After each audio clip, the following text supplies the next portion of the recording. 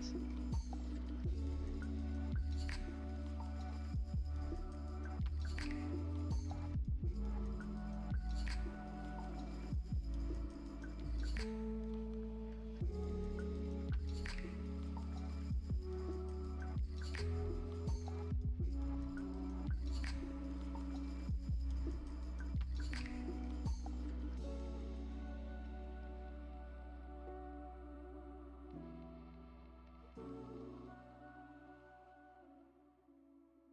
All right, man. Yeah, we're back again on the 4th of July this time.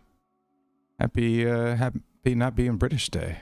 It's always a reason to celebrate. Yeah, and I had to work today, which sucks a little bit, but guess I'll have to celebrate one of the other 70 Independence Days around the world from the British. I could just hit one of those. It's fine. Yeah, yeah. It's like almost a quarter of the world celebrates with us, you know? Kind of ridiculous. Yeah, and actually I think it was only like freaking 1920 or so that the British Empire had spanned a quarter of the globe. Yeah, it wasn't that long ago, relatively speaking. It was only like 100 years ago. It was basically thanks to World War I and then World War II that kind of undid their whole global rule of things. Everybody else wanted to just kind of get some independence after that. Actually, there's a book that I just started reading about that. I didn't mean to bring it up like this way. It really was not an intentional transition, but yeah, no, I really did start reading a book called Churchill, Hitler, and the Unnecessary War, and then the subtitle is How Britain Lost Its Empire and the West Lost the World. And so yeah, it basically is about the lead ups to England entering World War I and World War II, and like how they could have been like easily avoided, and that the results of England joining those wars helps like destabilize their whole world empire, basically. So I only just started it, so I couldn't tell you too much about it in terms of details, but it's an interesting premise. And nice. Okay, sounds cool. Yeah, it's a cool one. But anyways, yeah, so we're not British, thanks to 4th of July, thanks to independence, the what was that called, the Revolutionary War. Yeah, that's what it is. Revolutionary War. And I think that's a great thing. Imagine we could be Canadian and still have the Queen on our money, like idiots. Australian, yeah. Yeah. They got the Queen on their money too. They're British. Mm-hmm. Sorry. Yeah, so that's always it's a great thing. Fortunately, the fireworks really spooking my dog Zeus, and he's fucking terrified and shivering and panting all night when people are setting off fireworks. So yeah, I'm just staying in and babysitting him, and oh yeah, there's that. But the restaurant was well. I mean, I normally have Mondays off anyway, but yeah. But the restaurant was closed today as well. So okay. That. But must have been nice. I had to work. That's whack. It's fine. It's fine.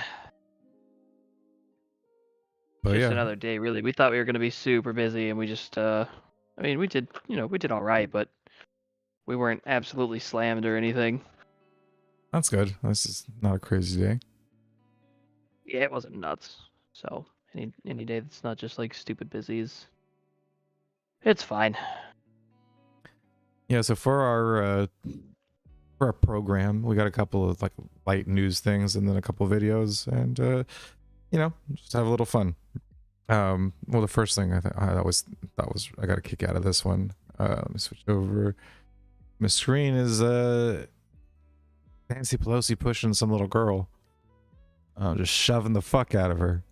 Let me see if I can about it. And I only saw like a piece of the video, so I wasn't entirely sure what the context was, but I totally believe that Nancy Pelosi would shove a little kid. Really does. I mean, not a shove, but I mean, it really does look like there's a little. She kind of elbows her. Yeah, just a little elbow tap. It ain't no like. It's not like some sort of violent criminal And yeah, you can really catch it on the slow-mo. And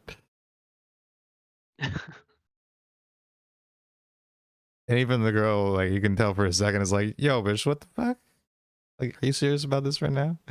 I'm gonna So stand they here. were gonna take a photo or something like that, right? And she just kind of like nudges her out of the way. Yeah, so her, like, that was the daughter of Republican Representative Myra Flores. As she was getting, I guess she was getting sworn in, and Okay. and so yeah, her daughter's there to be, you know, part of the photo of, you know, her mom getting sworn in as a congresswoman. Hey, what the heck? Shut up. Okay, there we go. Yeah, her mom was getting sworn in as a congresswoman, and and yeah, I guess Nancy Pelosi was there as part of the ceremony, and you know, just give her a little little nudge on the elbow and being like, "Yo, I want some room here." But it's a little girl and it's her mom's, like, you know, ceremony. Is kind of, I don't know. It's just, Yeah, that's a little. I don't know. I mean, it wouldn't shock me. Nancy no, Pelosi's a power hungry lunatic. She's got to be the center of attention all the time. I can't stand that woman for multiple reasons. I yeah, mean, some of it's just me being mean. She looks like the fucking crypt keeper, and she's been in politics longer than I've been alive, which is just like ridiculous. yeah. At that point, But you should be taken out back and shot. I can't stand that woman. No, she's definitely terrible. And just listening to her ramble and talk is like, she's, I don't, the thing is about these politicians is I really don't understand is why people respect them. Like, if they were smart, like, if, because I mean, there's some people that I disagree with that are just generally smart about it, and I can understand why people are taken in by their charisma, and they're like a Bernie Sanders, right? I can understand why people find Bernie Sanders appealing. He has a way of, you know, twisting, you know, things and things that he can draw from real events and real experiences, and then you know, use his rhetoric and his worldview in order to spin like a, you know, a coherent point that people latch onto, that people identify with. But like the Nancy Pelosi's of the world, like, I really don't understand what people find appealing about that, because the things that she says are just unhinged and ridiculous, and she doesn't Well, she seems like sound, she's like drunk all the time. yeah, and she I mean, just, everybody knows at this point that she's like an alcoholic. Her husband's an alcoholic. I mean, he just got busted for drunk driving and DUI, nothing yep. happened. They didn't even press charges for it, which is, you know, fun. Apparently, you can just drunk drive now if you're a famous politician and just kind of get away with it, you know. Yeah, I didn't see that they had not pressed charges. That's fucking wild. Yeah, he totally got away with it. It was like They were national, just like, no, we're not gonna press charges. how do you not get charged with something that made national headlines? Oh, That's I clearly mean, illegal. Like, it's like, yep. not only do the cops know that you did this, everybody in the country fucking does. And they literally just chose not to. Like, they just said that, well, we're just gonna choose not to press charges over this. And I was like, all right. I mean, they didn't really give a reason why either, or at least nothing that I heard that was convincing. You know, like, why? Well, okay, why aren't you pressing charges? You know, just not gonna. That must be fun too. Apparently, that's how that works. You know, the cops can just pick and choose who they press charges against and who they don't when they uphold the law, which is weird. I feel like we've been saying that for a long time. Yeah, that's fantastic. Yeah, just the great privileges that, you know, being a career politician give you. Yeah. And That's the other thing, is it's not even so much the money. I mean, yeah, the money's great and stuff, but the actual like fringe benefits, I guess you could call them, are where it's at, I feel like. yeah, it's the leeway, it's the freedom that really a lot of people don't, because they, you know, are backed by the state power, and there's nothing beyond that. There's nothing keeping that in check. It just is the final check. And so once they're in the favoritism and using the power of that final check, then there's nothing to keep them in check anymore. And it's like, there's some group of people that constantly reminds us of this, and and tells us that this is not a good thing. This is not a good way to run society. So I wonder if we should listen to any of that. I wonder who that is. Gosh, yeah. Maybe they have a point. And it is weird because you can get the people who push back against like that sort of because you start talking about. I mean, you say anarchy and people wig the fuck out, but it is really interesting because if you don't mention it and you just kind of steer around saying the word, you can get them to tacitly admit that the system that they are endorsing does not work the way that they say that it works, right? They'll agree that it's corrupt and all this other shit right up until the point that they understand that you're actually like saying we should get rid of it, and then they start kind of denying all those criticisms and being like, well, yeah, but yeah, like if I for example talk about decentralization and fragmentation and frame it in a way like, well, listen, as a urban Californian, I have no idea how to run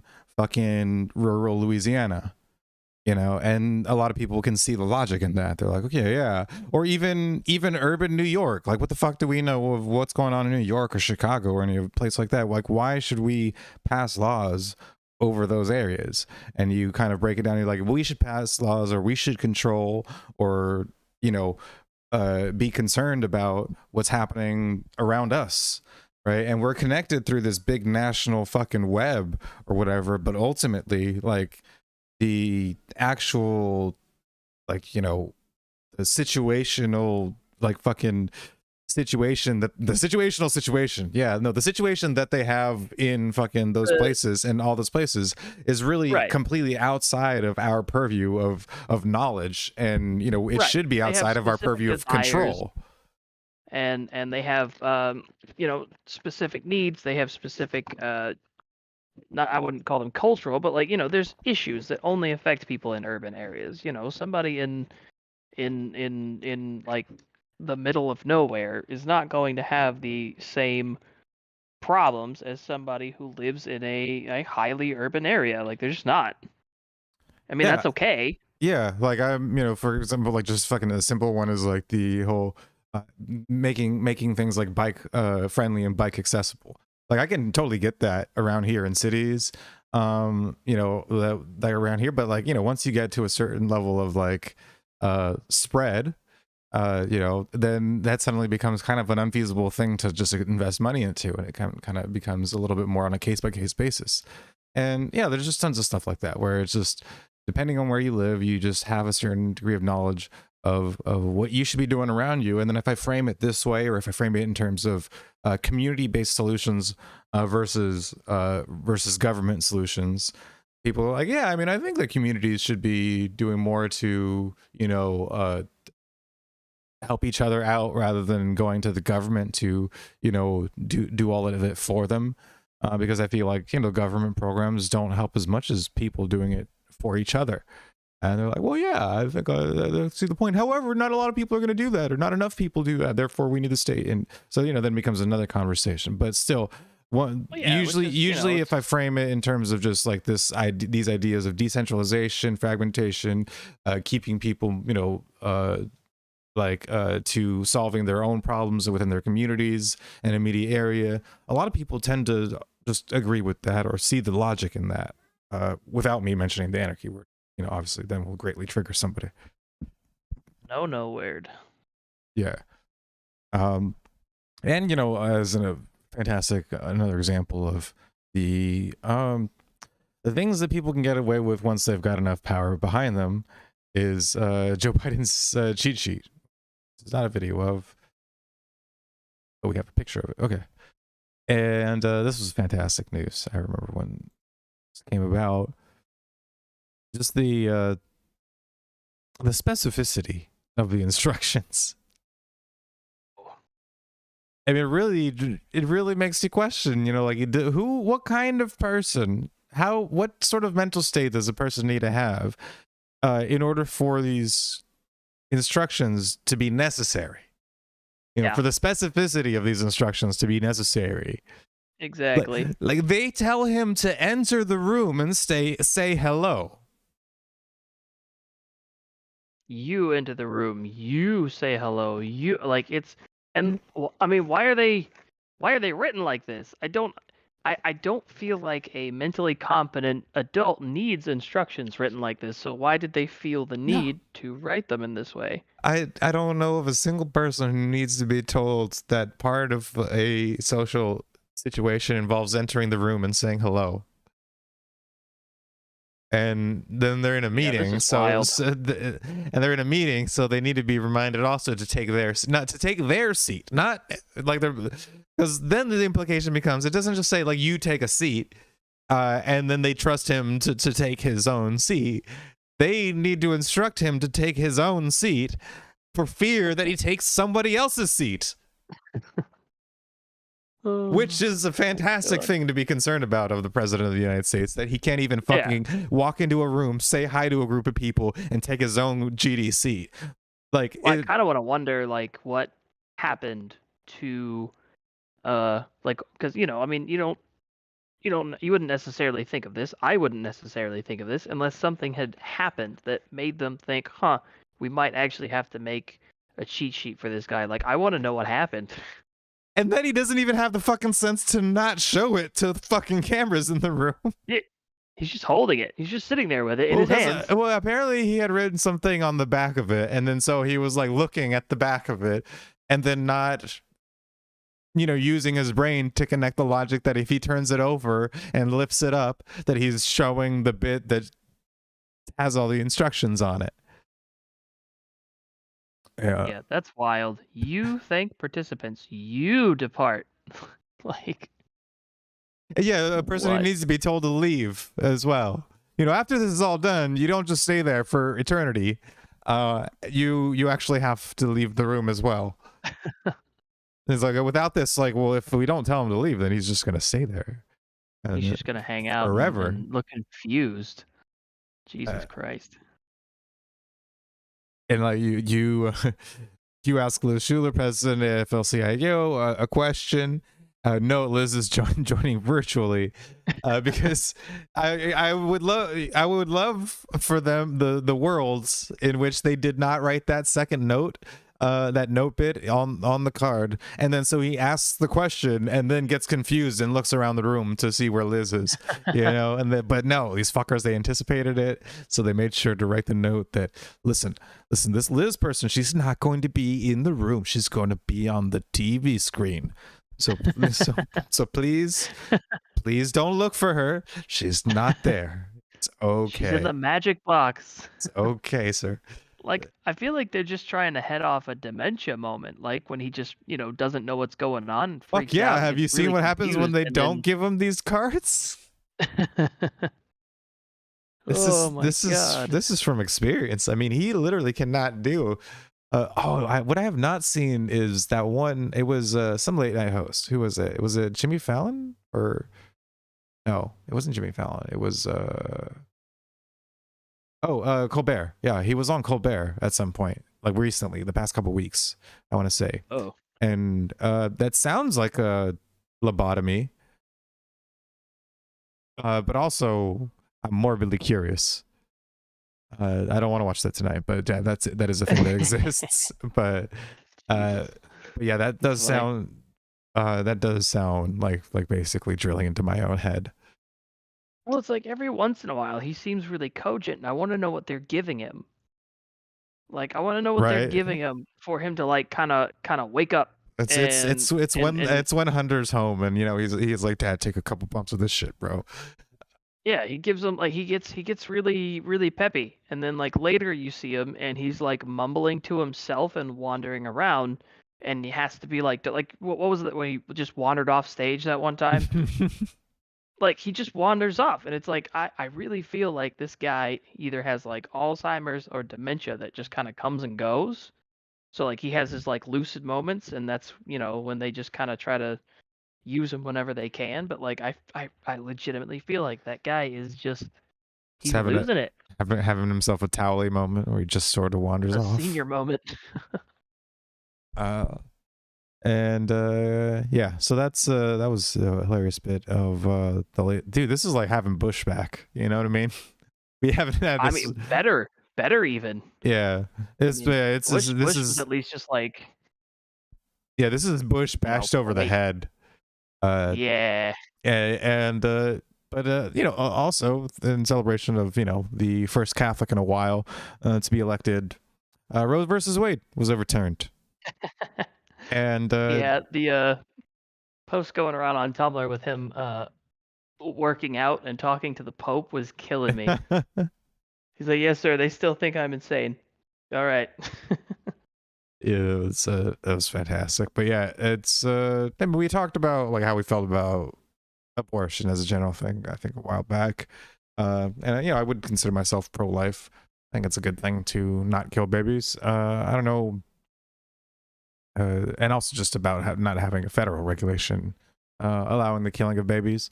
But it's a whole big thing. I understand there's a lot of people who have very strong opinions, but the one thing that I wanted to look at was just what the fuck the actual decision was, right? What legally is even going on, right? Because Right. because A lot of people don't seem to know. no, because people Like, seem to think that like Supreme Court or just like these sort of stuff just gets kind of decided upon like partisan grounds, and it does. The different sides in the different justices on the different sides do dissent, right? They do end up on different sides of issues, but they have legal arguments to back them up, and what right. But legal it also reasonings. seems to me like people don't even understand how the Supreme Court of the United States even functions. Like they think that they made abortion illegal. Like that's what the decision did. And it's like, well, no, it's not necessarily how that works. They just rule whether or not something is constitutional or not. And then from there it goes down, to the states, because if it's not federally protected, then that power lies with the states and the people that live in those states. I mean, that's what the Constitution says. I think it And it's sad that this is a great time to bring up too, when they're like, but then like what if one state does this thing and the other, and like, well, this is why we shouldn't be all deciding each other's shit. right. That's exactly the point. And people go absolutely nuts when you bring it up. You're like, listen, this is how a democracy functions. Why are you angry? This is what you keep saying is superior to not having everyone vote on how you get to live your life. Yeah, so You it's know? like this is like this issue don't affect me, man. I didn't decide the fucking Supreme Well, Court should decide this shit, or the states now should. they're mad about it. Now that the Supreme Court has ruled against it, and now insurrection and violent reprisal against the government is cool again. So that's fun. And like the more like mainstream non-violent like solutions are like just shady shit like court packing, where they're like, well, let's just increase the number of justices, and then like assign some ones that are favorable to us, and then we have a fucking majority again. And like that's completely avoiding why that system should even be. Yeah. And well, I mean, I don't agree that it should, but at least the reasoning is there, and they're trying to sidestep that just to get their own fucking decisions. Oh yeah, in. it's a cope. It's absolutely a cope. Like the function of democracy bites them in the ass, and so they start trying to, honestly make it worse. Yeah, so I thought we'd watch a video from one of them YouTube lawyers. This guy Nate the lawyer. He's a pretty good. Has pretty good content, legal content, where he basically just sticks to the facts of the case. The legal arguments, what can be proved, what can be presented, and the legal situation. There he covered Johnny Depp and Amber Heard, and Kyle Rittenhouse, and a couple of other cases like that, where he has good takes and good coverage of stuff. So I thought he just basically broke down the legal reasoning of Roe versus Wade, like what was allegedly to prop it up in the first place and why it was overturned. And it's good. Yeah, because I mean, even people that are kind of are on that side who are pro-choice, even people that are pro-choice have said that the legal framework for sorry, yeah. for Roe versus Wade was extremely bad and like extremely flimsy. Yeah, there's a very important guest. Well, not want me to guess. There's just person. There's a very important example of this, and it's kind of a funny person to be arguing this way that people probably would not expect, especially liberals. So yeah, we'll watch out for that. I'm intrigued. Law of the land. The question is, why, after 50 years of being the law of the land, the question is, why was Roe overturned? Today, you will understand the law and the facts behind this ruling.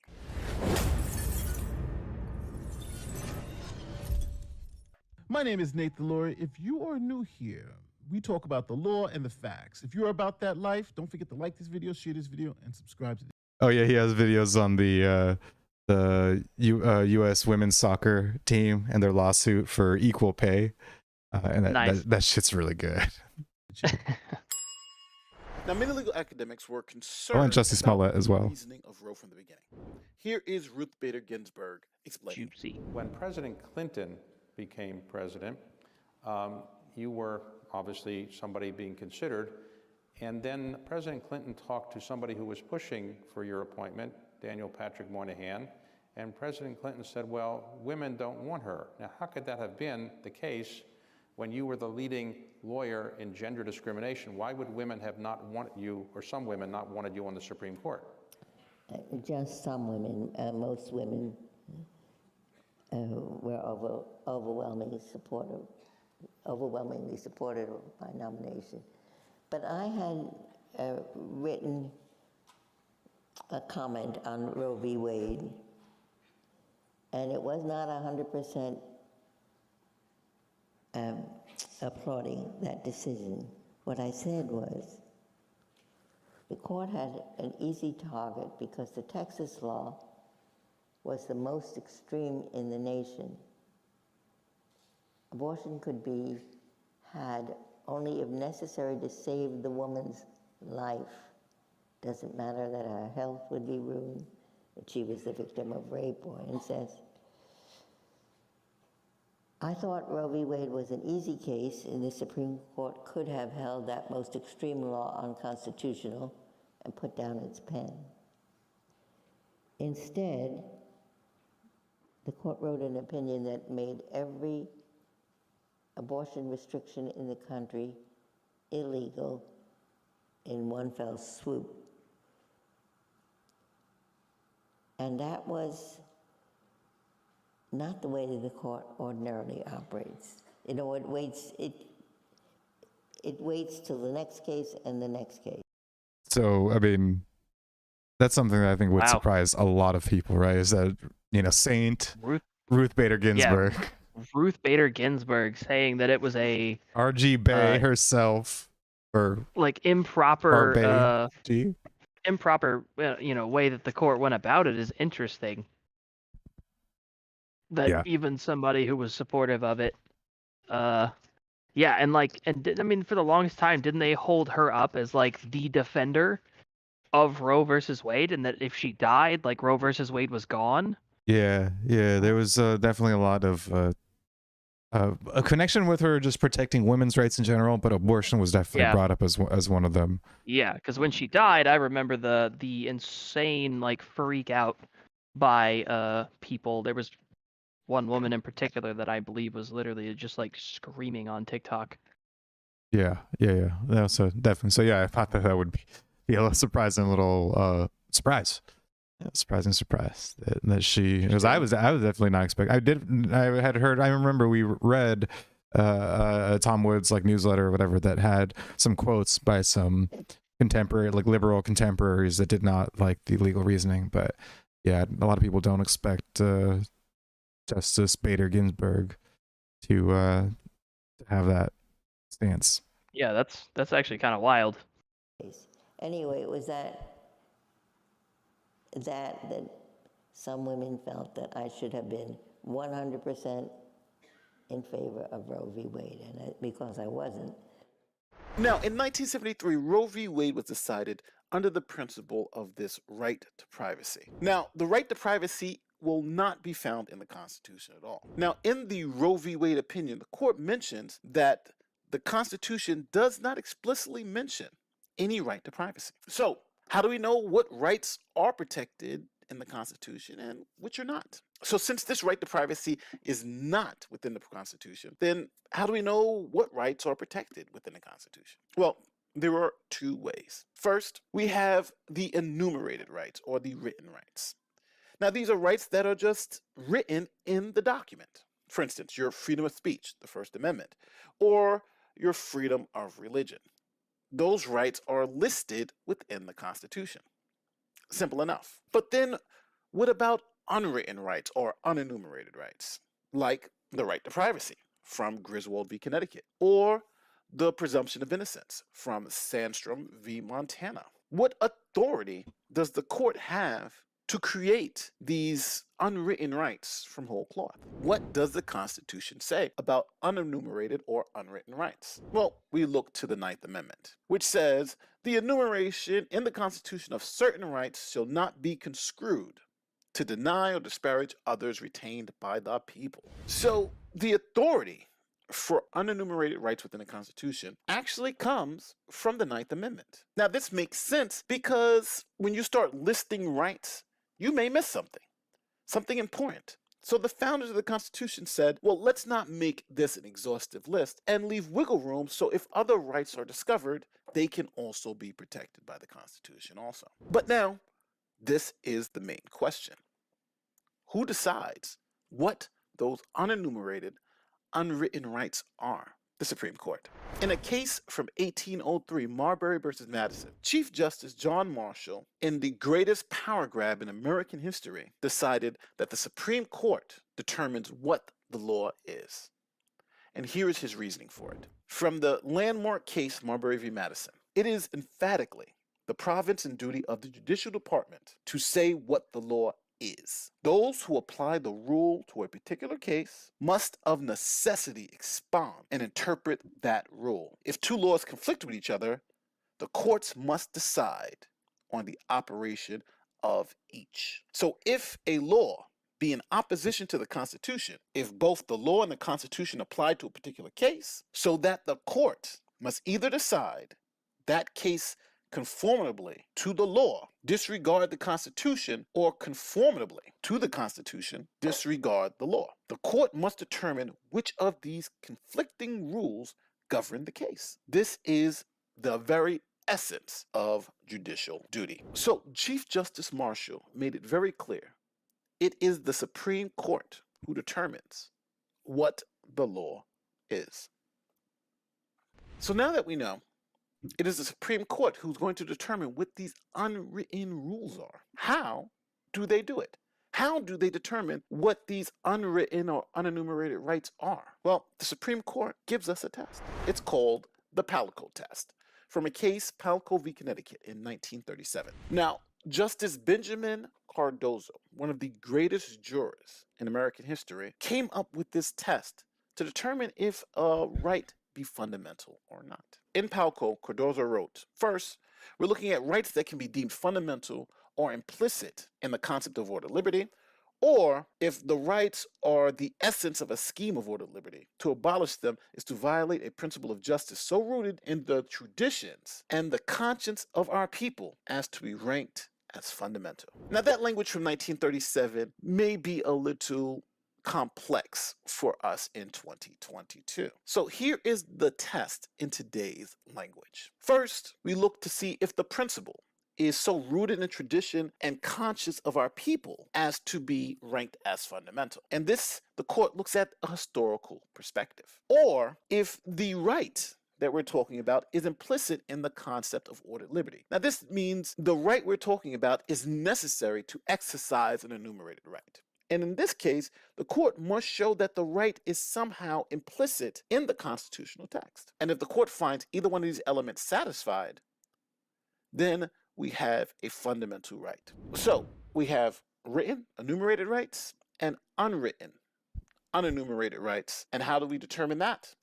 Through the Palco test. So this is the scheme in which the Supreme Court uses to determine what rights are applicable to And so, this I think is important to just, I think it's really great that he kind of broke it down this way, because because in terms of he's connecting the dots between the legal justification and the final decision, and he's going to go over exactly how Roe tried to pass this test, and then he's going to explain why the subsequent decision that was just passed, how they reasoned that they didn't, and yeah, because a lot of people just want to sort of agree or disagree with the concept of abortion being legalized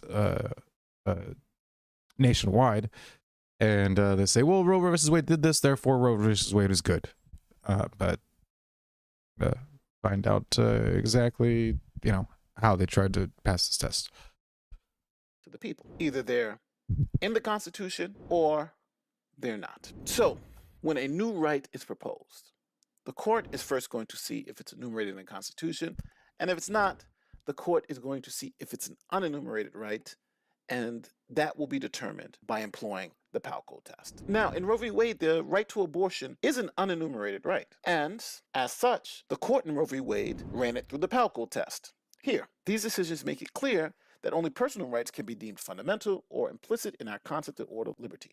Palco v. Connecticut. And even the Dobbs Court, in overturning Roe, used the Palco test. Here, the court has long asked whether the right is deeply rooted in our history and tradition, and whether it is essential to our nation's scheme of ordered liberty. Now here, Palco is not directly cited, but if you look closer, here at footnote 19, well, that footnote shows you that this is the Palco test.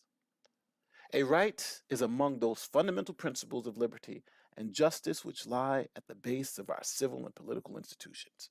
Palco v. Connecticut, requiring a principle of justice so rooted in the traditions and conscience of our people as to be ranked as fundamental. So now we know the scheme in which the Supreme Court determines if rights, especially unwritten rights, are within the Constitution. So now we know that both Roe v. Wade and Dobbs v. Jackson, the case overturning Roe v. Wade, both employed the Palco test and came out to very different conclusions for very different reasons. Let's start with Roe v. Wade. How did they overcome the Palco test? Well, first, Roe v. Wade points to the Constitution does not implicitly mention any right to privacy.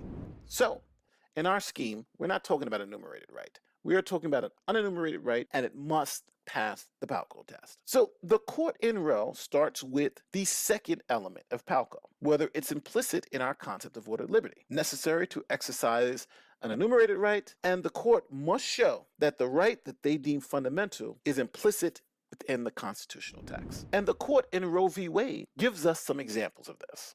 First, they point to Stanley v. Georgia, 1969. In Stanley v. Georgia, Supreme Court Justice Thurgood Marshall writes the opinion for a unanimous court. The court held that the First and 14th Amendments prohibited making private possessions of obscene materials a crime. In his majority opinion, Justice Marshall noted that the rights to receive information and to personal privacy were fundamental to a free society. Marshall then found that if the First Amendment means anything, it means that a state has no business telling a man sitting alone in his home what books he may read or what films he may watch. The Roe Court points to this personal privacy were fundamental to a free society, and that this privacy is necessary to exercise your First Amendment rights. So in Stanley v. Georgia, to exercise your First Amendment right, you need this privacy right, which was unenumerated in the Constitution. So in Stanley v. Georgia, this right passed the second element of Palco. It was implicit in the constitutional text. Another example they give is Katz v. United States. Now, Katz was a case about the Fourth Amendment's prohibition against unreasonable search and seizure. And here's what the court said. And wherever an individual may harbor a reasonable expectation of privacy, he is entitled to be free from unreasonable government intrusion. And again, we see the word privacy. So where Stanley v. Georgia relied on the First Amendment, Katz v. United States relies on the Fourth. And again, they satisfy the second element of the Power Code test, making the right to privacy within the Fourth Amendment an unenumerated, constitutionally protected right. Now let's turn to Roe. In Roe, there is no amendment or right implicit in the Constitution that the court points to at Roe, but still it finds the right to privacy to be an unenumerated right. So, based on the Power Code test, the second element doesn't apply to the right to have an abortion under Roe v. Wade. None of the amendments or rights found within the Constitution implicitly gives a woman the right to have an abortion. So where Stanley v. Georgia relied on the First Amendment and Katz v. United States relied on the Fourth Amendment, Roe v. Wade relies on none. Now, this is not fatal because just because Roe doesn't satisfy the second element, it can satisfy the first element and still be deemed constitutionally protected. So what they tried to do basically was they tried to argue that the right to privacy is a fundamental right, because it was found using the First Amendment and the Fourth Amendment in these other cases. And then now it's a right. Now, as long as we say it applies under the privacy umbrella, then it too is a right. And so they say abortion, you know, they tried to shoehorn it in there. Yeah, really slim. I can see where people say that the justification or like the legal justification for this is extremely flimsy, because that's a fucking stretch. Right. And so, yeah, they say, you know, oh, well, you know, because, you know, the right to, you know, to watch porn is, you know, part of the right to prove that we have the right to privacy. Having an abortion is a private matter that we have a right to. That's flimsy. So, yeah, that was the reasoning. But they didn't base, you know, the right to privacy on any constitutional grounds like the other cases did for their privacy. They're like, well, watching porn is privately is fundamental to free expression in general. And then what was the other one? So we can oh, you're fine. Cats versus the United States. I forgot what their reasoning was. Their reasoning was that because a person has the right to, as long as they are, as long as they can reasonably expect privacy, that they are protected from search and seizure for an unreasonable reason by the government. Like basically, they have, you know, as long as you're in your own home and you haven't done anything for them to justify. Okay, so it's like the expectation of privacy clause. Okay, yeah. Right. I get you. Yeah. So yeah, and that was again based off of the Fourth, because it's like, okay, well, unreasonable searches and seizures. Well, what does that mean? It means privacy. You know, it means people not searching. You know, if you have an expectation of privacy, then that's what that's the grounds that you need to be able to stand on in order to say that you should not be searched unreasonably. Right. Because if you don't have you know, an expectation of privacy, and so somebody's just searching through stuff, then you don't have grounds to say that they have violated your right not to be searched. It's very, you know, it's a very connected, right? It's a very essential to being able to prove the actual text of the amendment, that right to privacy. But yeah, there's no constitutional grounds in which to say, well, you know, if we don't have abortions, then this right is unexercisable. You know, it's like this is fundamental to exercising, you know, whichever number amendment that abortions are in there, because privacy, which is not really how that works. Yeah, that's extremely flimsy. Yeah. Okay. So yeah, it's not. So where is it? Constitutionally protected. Now, the court in Dobbs v. Jackson, which overturned Roe, pointed to this exact problem within the holding of Roe v. Wade. The court writes, Roe found that the Constitution implicitly conferred a right to obtain an abortion, but it failed to ground its decision in text, history, or precedent. It relied on an erroneous historical narrative. It devoted great attention and presumably relied on matters that have no bearing on the meaning of the Constitution. It disregarded the fundamental difference between the precedent on which it relied and the question before the court. So the Dobbs court said implicit in that concept of order liberty or implicit in somewhere in the constitutional text, we don't got. But let's look at whether it's rooted in our traditions and conscience. So Roe does speak to the first element. So the Roe court then makes the argument that the right to an abortion is rooted in our traditions and conscience. And this is the support they point to. Let me put it in bullet point form. So the Roe court points to the penumbras of the Bill of Rights, Griswold v. Connecticut from 1965, the Ninth Amendment, and the concept of liberty in the 14th Amendment. Now, Griswold v. Connecticut was a case decided by the court 8 years before Roe. It was a 7-2 decision, and the court found that the right to privacy can be inferred from several amendments in the Bill of Rights. And this right prevents states from making the use of contraception by married couples illegal. The Griswold court found an inherent right to privacy in the Constitution. Now, the Griswold court applied the Palco test and found that, hey, this is implicit in our concept of ordered liberty, and you must have the right to privacy to exercise the enumerated rights in the Constitution. And then the court turned around and used Griswold v. Connecticut in 1965 as precedent for Roe in 1973. Then Roe in 1973, to pass the Palco test, used Griswold v. Connecticut as the principle to show that we had a long tradition and conscience for our people that the right to an abortion should be ranked as fundamental. So this was the Roe court's reasoning on why the right to an abortion should pass the Palco test and should be a fundamental right. But the current Supreme Court then decided to reevaluate Roe using Palco again to see if that reasoning holds up. So the court looked at the history and whether the principle is so rooted in the tradition and conscience of our people. And it found that no, it's not. Because abortion laws in the United States prior to Roe v. Wade, the majority of states found abortion to be illegal and had laws against the practice, going all the way back to the beginning of our country. So we had a long tradition about abortion, but that tradition was keeping it illegal and not allowing for the practice. That kind of backfired, didn't it? Yeah, I mean, it's something that you would really expect too. Like if you'd think, oh, this country that like had like Quakers and Puritans.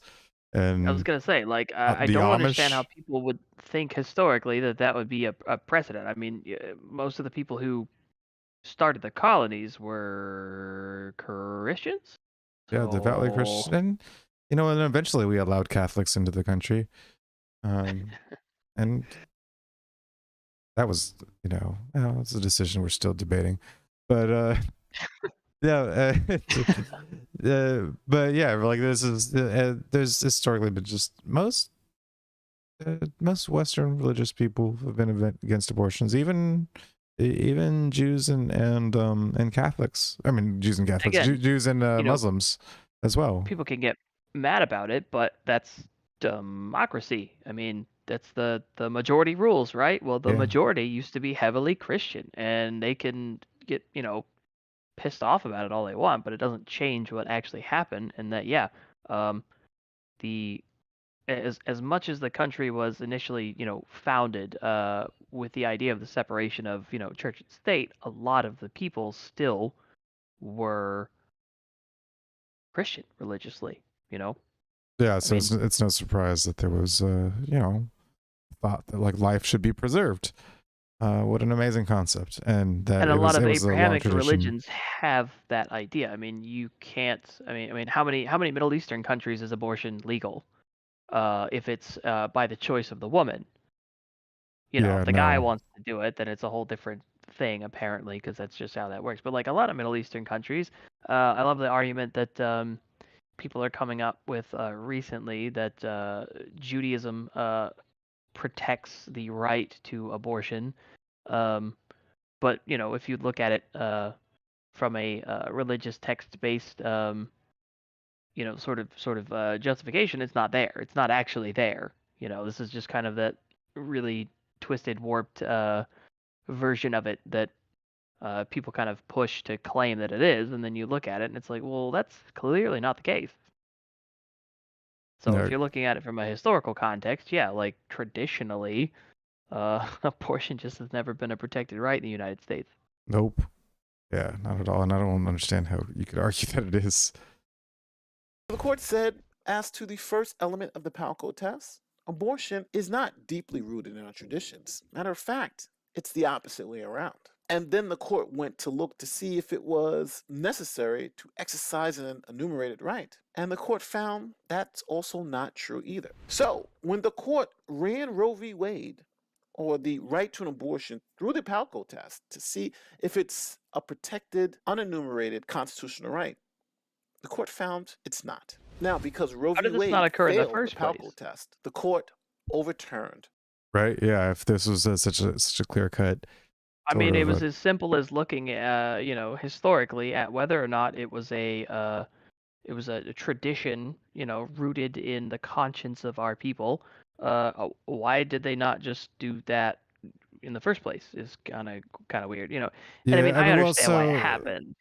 So yeah, I mean, partially. So one, the very large scale like thing is affecting is just the willingness of the court to take on a case that challenges abortion law in the first place to the Supreme Court, and then the feasibility of that being in against Roe's favor, basically. And so for a long time there were liberal stacks in there. I don't know for how long. I'm not a historian on Supreme Court weights between sides, so I forget, but I had a feeling that like until his name, Trump's nominations, because didn't he get 2, right, or 2. 3? Yeah, no, 2. Did Amy Coney Barrett? Yeah, she got He got Barrett and he got Kavanaugh. And Kavanaugh, okay, yeah. Kavanaugh was a whole big thing. Right. Yeah, that was and wonderful. Barrett was also a big thing because she is Catholic, and so they had a big issue with that because they were saying that she couldn't be impartial, objective, yeah. Which is funny because there's just no such thing, and it hasn't been that way for a long time. And this bullshit about, well, can you be objective? Like, no, none of them are. We know they're not. That's why it took so long for this to be reevaluated. I feel like I had felt like there was a third. Jedi says, Jedi Guru. Oh boy, he says there's a third. Who was it? Amy Kavanaugh and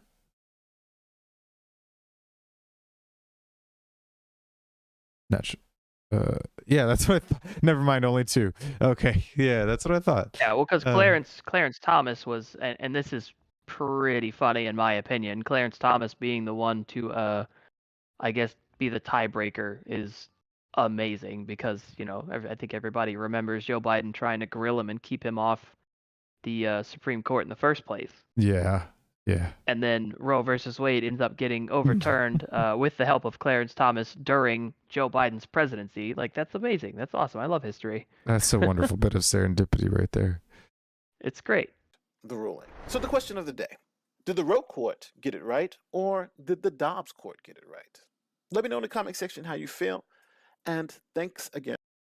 So that's from the legal standpoint, what that was all about. I mean, it's much less flimsy for them to rule it non-constitutional. Like, it's much less flimsy, and like because it's not constitutional or it's not enumerated in the Constitution, then that power is referred back to the states, which is what the system is supposed to function.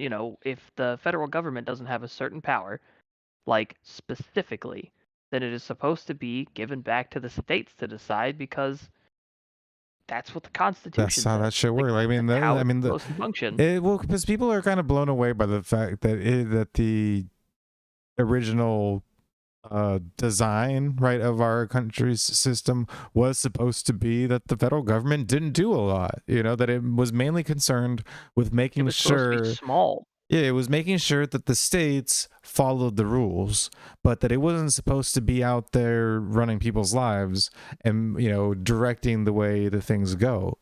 And yeah, it wasn't supposed to be this massive 8-armed, monster that it is now. It was always supposed to be much smaller, and it was probably closer to the sort of balkanized idea that a lot of people get of how things should run if we were going to, just completely disband the federal government. And I mean, some people didn't want the federal government at all. Yeah. Like, I mean, there were people that were completely against it because they kind of foresaw what it would grow into and how it would expand. And I mean, God, were they proven right? Um, but Yeah. I mean, personally, I mean, and that's really what it boils down to is now the decision is left to the state, and people are freaking the fuck out because somebody in another state that they don't even live in can't get an abortion. It's like, I mean, if you live in a red state, just move. Or if you live in a blue state where people can get them, then just move.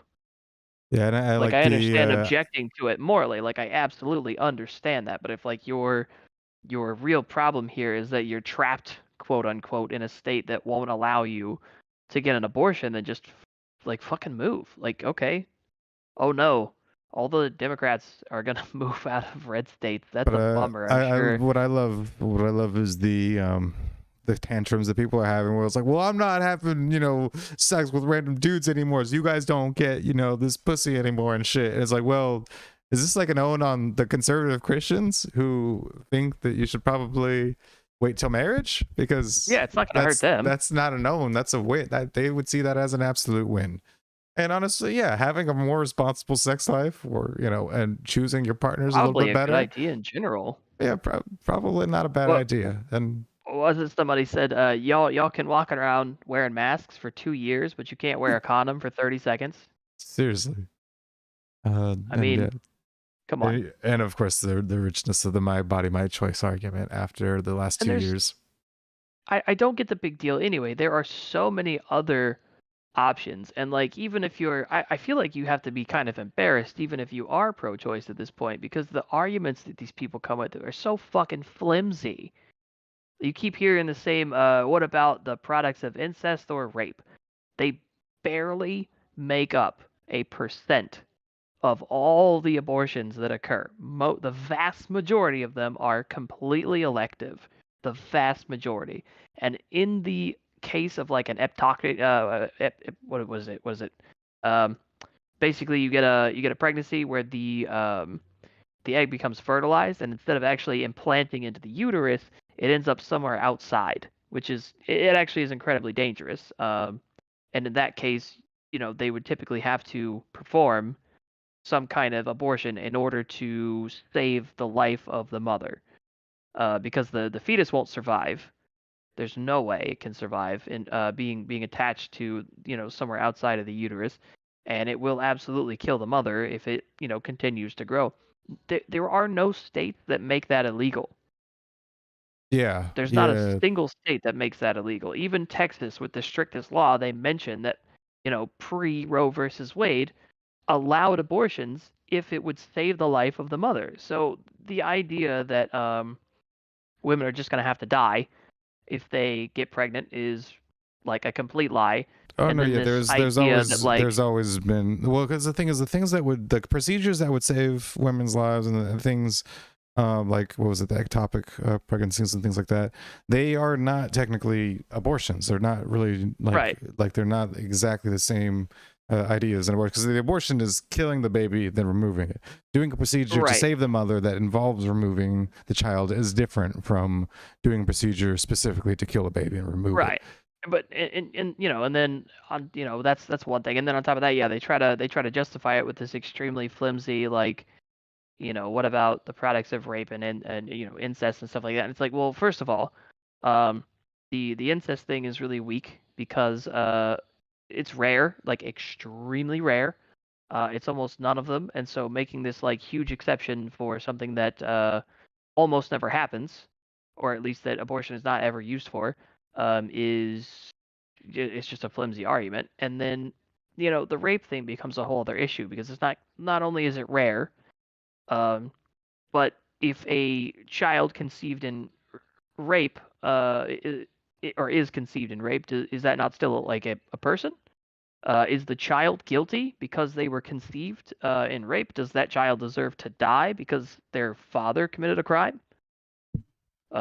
Yeah, I mean, it doesn't become any less of a killing of a kid. Well, I mean, I understand the trauma. Somebody's saying you're raped, now you're pregnant with your rapist baby. Like, I understand the trauma, I get that, but why is the solution to kill the child and not have therapy for the mom? Yeah, it was like help the situation, and not like killing the kid is usually not the help of the situation, because No, and it then we doesn't have make the trauma go away. They still have to get therapy for the trauma, even if they get the abortion. So why would you not kill two birds with one stone? Get therapy, but the child is still born, because they don't deserve to die just because they were a product of rape. There are plenty of people that are alive today that were the product of rape, and I'm sure that they appreciate not being killed. Yeah, okay. Jed is saying, look up the Ohio thing with the 10-year-old that is preggo. Okay. I've seen that one.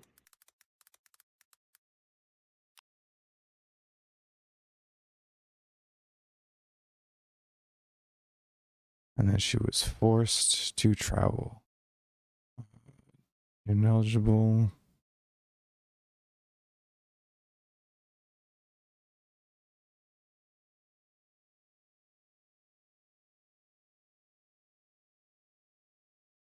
Okay. Yeah, that's precisely what we're talking about. And yeah, I don't think the solution is to kill child. I mean, that's, you know, a traumatic thing for a 10-year-old to go through, and I think they should be supported. If you want to kill the guy that raped her, I'm actually fine with that. Yeah, I'd be cool. totally fine with that. That's cool with me. I think the 10-year-old Totally girl fine. should get all the support you know, that she needs, and maybe not be made to go through like another traumatic experience like an abortion.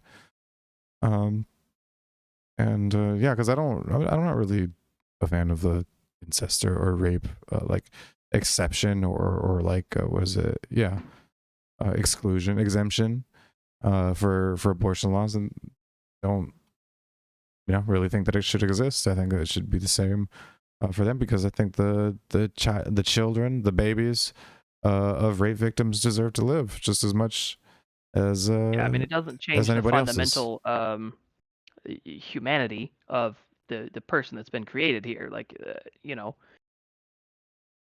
Yeah, and I think there's good grounds on the natural rights like framework to posit that even like quote unquote potential lives, right? Because that's the thing, is that they're like, well, it's not, you know, if it doesn't have a heartbeat or if it doesn't have this and that, then therefore it's not like truly alive and stuff. But it's like, the thing is, it's all you got to do is wait a couple months, and then it will be. Like, I think it was, you know, if you're, there was a debate between Ben Shapiro and some other guy where he's like, listen, like, what if a person is like in a coma for a temporary period of time, and you know they're going to come out of that coma, and should you be able to kill them while they're in that coma, unable to sense anything, unable to feel anything, unable to be human? I mean, can you consider that person sentient?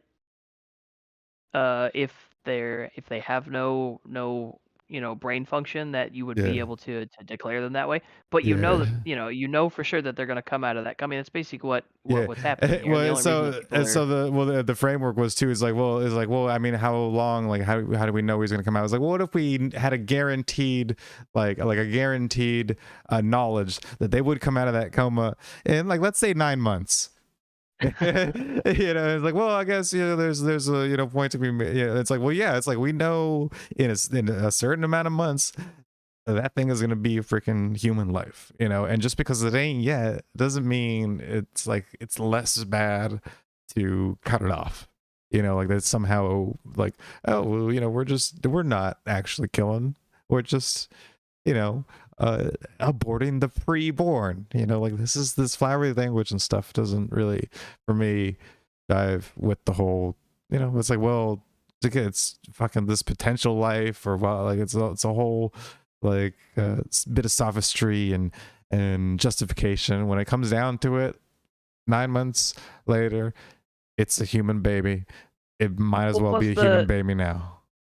The other justification that makes me kind of laugh is people say, well, if you removed it from, you know, the mother's body, it can't survive, therefore it's not, you know, a viable human life. I'm like, dude, if you leave a fucking toddler in the woods long enough, they're not going to survive either, but they're still human. Like, you're basically just pointing out the fundamental truth of development of a human. Like, yeah, at certain points in your development as a human being, you won't be able to survive without assistance, and that's true of just about every baby creature on Earth. Like, for Yeah, fuck's sake. we're incredibly vulnerable for a long period of time after we're born.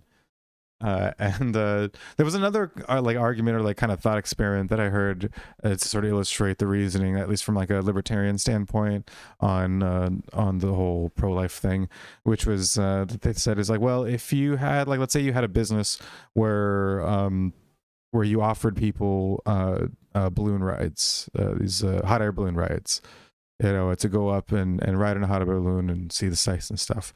But then like, midway through you push them out of it, right? It's like, well, would that be a violation of like your agreements? Like you never had in the agreement, like, any clause where you wouldn't, then push them out or something like that. Or like, let's say like do something neglectful to the point where they easily fall out, right? Stuff like that. And it's like, well, do you have an obligation, to not, to reasonably like make sure that doesn't happen, especially not deliberately, like, right, like the push, because again, abortion is like a deliberate act, so the parallel, I guess, works with a deliberate act of, it's like, well, yeah, implicit in the agreement to take this person on a hot air balloon ride is the agreement that you're also going to take them down safely.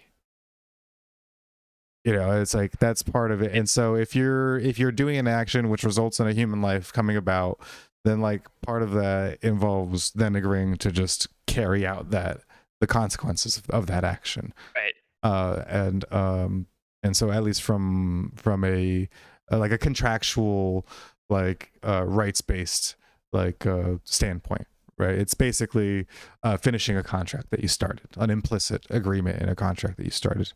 And so at least that's one sort of like libertarian like thought experiment that I heard once, I think on another podcast. I forget exactly where, but it was an interesting way of looking at it that I thought. And yeah, last thing what we got, which is long, it's like an hour and a half long, is the capitalism versus socialism debate between this guy, socialist economist Richard Wolff, and the guy who runs the Soho Forum debate forum, Gene Epstein. And Gene Epstein is a friend of Tom Woods, who is a great libertarian author and podcaster, and yeah, he's he's got a good newsletter, and so he's Tom Woods is a friend of Gene's, so Gene's pretty well versed in kind of like libertarian economics and like philosophy and stuff. And yeah, he runs a lot of debates on a lot of different topics, so he's an interesting guy. I didn't know that he actually participates in these debates until I saw that he did this one. And I haven't watched this before, but I have watched Richard Wolff talk about capitalism, and he's great at giving the socialist line or the socialist narrative of it. And not only that, but like he's the guy who has clearly read his Marx, so he knows how to espouse Marxism like accurately and reasonably well. And he's written tons of books on Marxism and capitalism and stuff. And so yeah, he's a great person to listen to, because there's a lot to criticize there, but at least it's that it's coming from the theory perspective, rather than like these YouTube guys like Vosh and fucking Hassan Piker, who have clearly not read their Marx, and so don't know what the hell they're talking. They just kind of hear like the Cliff's Notes versions of them. Like they probably hear guys like Richard Wolff debate stuff and talk about stuff, but they don't exactly know where those ideas came from. And so yeah, he's a great guy to listen to talk about capitalism and Marxism, because while I still think he's fucking drastically wrong, he's very good at being that wrong. That makes sense.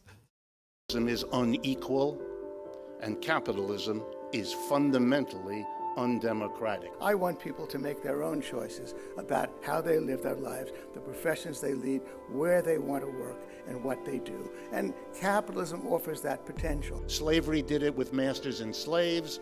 Feudalism did it with lords and serfs. Capitalism does it with employers and employees. Capitalism, private property, is necessary, although not sufficient, to a free and open society.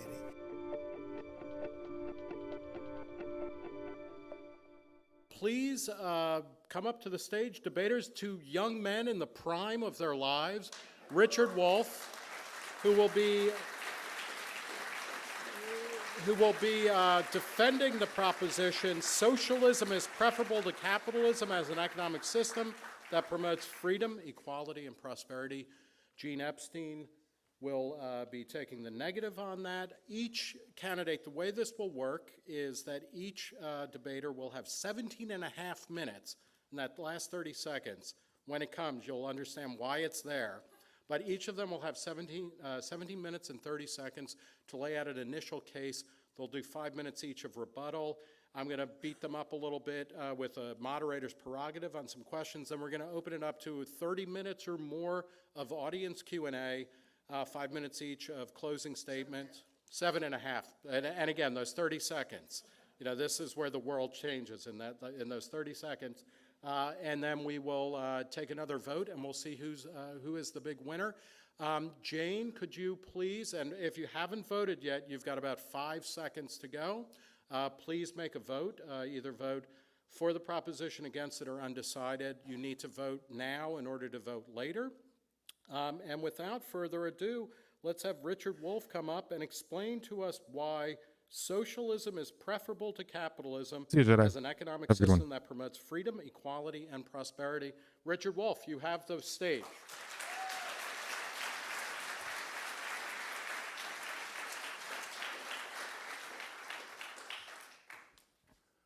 Thank you all for coming. I assume that socialism is the reason that you came, either for it or against it.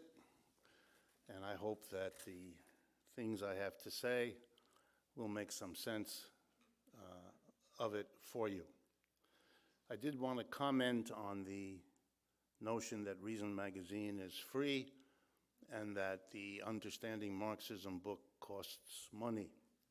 And I want to urge you not to infer from the price what the values of these things are.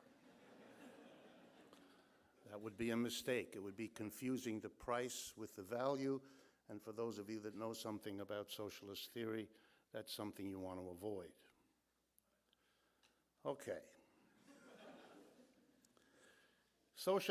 But the problem is that the price is actually a great reflection of how much people value it.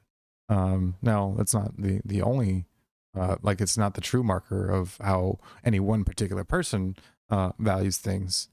Right. But it's a great aggregate, and it also depends on the price, like per unit of the degree of value that people. It's a complicated story. Right? But the price that people are willing to pay for a commodity or anything does generally reflect on the value of the item. Like, I mean, if people aren't willing to pay for it, what value does the item really hold? Well, though, if it's not, if the value doesn't truly justify the price, then the item would just go unsold, right? Because if it's not worth it, then people don't buy it. Right. Socialism preferable to capitalism. My basic argument is that's a very low bar. That's not asking much. And I want to make that case as strongly as I know how.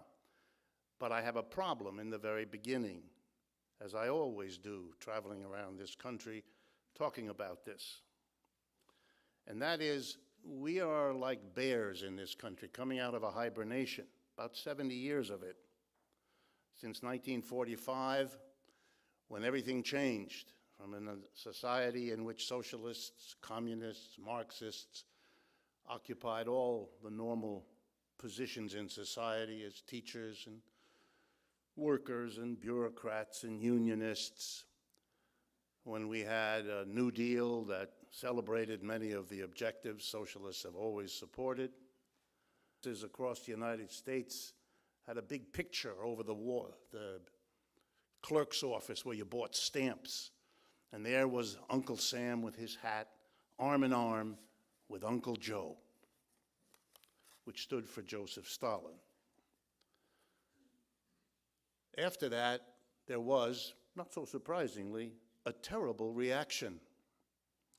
The business community and the right wing in America was horrified that for the 1930s, we had had a program of raising taxes on corporations and the rich in order to fund the creation, for the first time in American history, of Social Security, unemployment compensation, the first minimum wage, and a public employment project that hired 15 million people. Man, I wonder how Social Security's doing. And the mass Pretty of good, the Americans, I bet. Yeah, and the thing is, he would like to pretend that this stuff is progress. It's like, oh, now they allow us to do the small things like the minimum. It's like, well, all that stuff sucks. Minimum wage fucking sucks. Social Security is going to be gone. Like by the time I'm 32. By the time I'm old enough to be able to draw from Social Security, that shit is going to be gone. It's literally set up to be a Ponzi scheme. That's how it works. That's exactly what it is. You pay far more into it than you ever get out. Well, it's also because you're not paying into it. Like what you're paying into it isn't what you're getting out of it. You're paying into it to pay off the people who are currently receiving benefit. So it's literally set up that's what Ponzi schemes are. It's like where the guy tells you, I got an investment, I'll make you tons of money. And then he uses your money that you invested to pay off the people that he told last week that he was going to make them tons of money. And then the next week he uses the other people that he convinces next week to pay you back. And he continues the fucking, chain going. As long as he can convince people to keep paying him, he can keep paying off the people that he promised last week. And that's what Social Security is that they, the current year's payouts are used by the current year's recipient or the donators or whatever, the fucking payers. Yeah, there we go. Yeah, and so it's not set up like an actual retirement investment where you pay into it and then that money is set aside and then you take out of it afterwards when you've retired. But that's not what's happening, and that's why it's fucking going bankrupt and insolvent, because Ponzi schemes suck apparently. Well, they borrow a lot of money out of it to pay for other shit on top of that.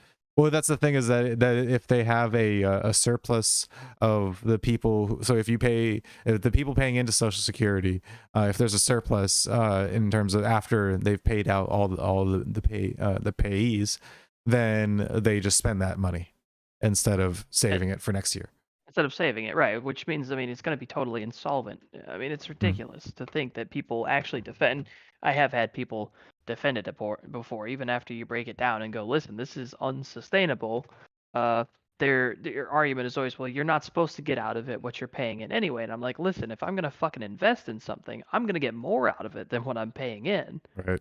Like, I'm expecting at least a return on what I'm investing into this. Like, I am not if I'm going to get the same out of it that I'm paying in, then why would I even pay in the first place? I might as well just keep that fucking money. Like, it's stupid. Yeah, and that's a fundamental problem with Marxism in general, of what they call the labor theory of value, right? As the idea that and this is what he's talking about. This is what he was alluding to with his comment about price and value, is that so in the labor theory of value, the price that you get into something, or that price that something is transacted for, like let's say somebody buys something, and the price that he pays for that thing, it is a mix of the worth of the labor that was put into it, and also the materials that went into making it. Right? And so we know the cost of the materials because somebody purchased those materials, right? And so those materials were bought and provided to the worker, the laborer, and that laborer transformed them. And so the gap between the price of those materials and the final buying price is therefore obviously due to the worker's input alone. And so that's what should be what the worker is entitled to receive as pay for creating for laboring and creating this object or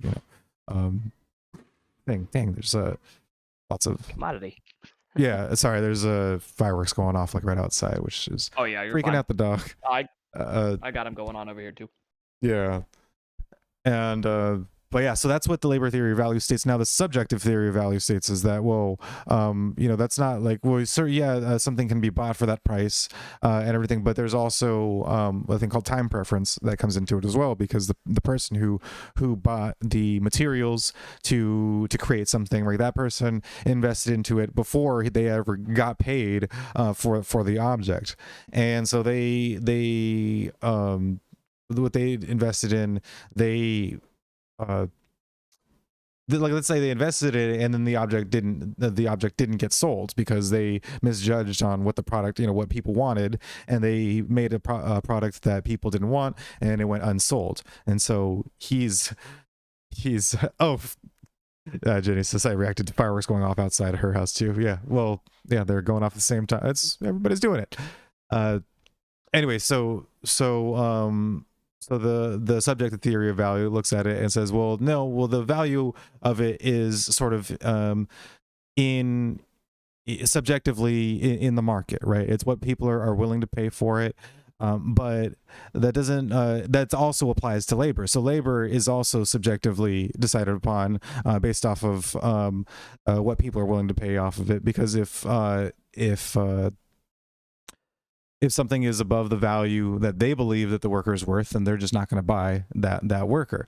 And so the price of a worker isn't dictated by the price of the products that they sell. It's dictated off of their perceived value to whoever it is that employs them. And so, there's two conflicting ways of looking at value. And okay, so what I was getting at time preference before the firework distracted me is that the important thing is that there isn't the only two things in a value in the value in a product is not just the labor and the materials, because time is also valuable as well. Because if I say I'm going to give you $1,000 if you give me $100, and if I say I'm going to do that right now, well, then you're like, hell yeah, fuck yeah, I'll do that right now. I was like, well, if I tell you I'll do that in 5 years, then you're like, well, I don't know if I want to go without $100 to get 1,000 in 5 years. Maybe I will. Maybe I won't. I don't know. Like $100, it's kind of worth something to me. It's like, okay, well, what if I say I'll give it to you in like 10 years? It's like, well, no, I'm not gonna. Like $1,000, like I don't know if I'm gonna need 1,000. I can make they can use that $100 to make $1,000 myself, or maybe like I just want to do something with this $100 like now. And so like clearly time also has a value. And right. This is why interest exists, right? This is why and this is why people are willing to borrow on interest, because they're like, I will give you more money later on down the road if you can give me X amount of money now. I will give you X plus percentage down the road. And so that's a kind of like a manifestation of that value of that price system in work. Is that, and so that's what, like an investment into the what is it, the means of production. Yeah, that's what it is, the phrase I was looking for. So the investment into the means of production not only is just the price that they paid for it, but the fact that they're paying for it before the product is even being sold, before they're recouping any of the money that it means pulled, even before they have a guarantee that products can be sold at all, because the laborers do. Yeah, they're taking a risk, whereas the laborers are not, because they're getting paid as they're doing the work. And so that's another thing, is that they're giving up the right to ask for whatever the worth of the product is, because they're not selling it, they're exchanging their labor for a certain amount of money. And so they're not making an investment into the initial production of it, and like they're not taking that risk that the actual initial person is. So I mean that makes total sense. They're not paying for the equipment, so why the hell would they get, a completely equal share Right, and so like when you of the profit? when you follow it logically, what they're basically expecting is that it's like, okay, well, therefore, if a capitalist factory owner owns a factory and they own equipment in a factory and they pay to maintain this equipment and they pay to replace it when it's broken and all this stuff, then they should be able to they have a right to recoup that price back. Because that was their investment in, and then the people the laborers get paid based off of the value of their labor, which is the remainder of whatever the price is, right? Whatever it's sold for, then obviously the laborer then is the one who is responsible for that portion of the value. So the owner gets back what they paid for all those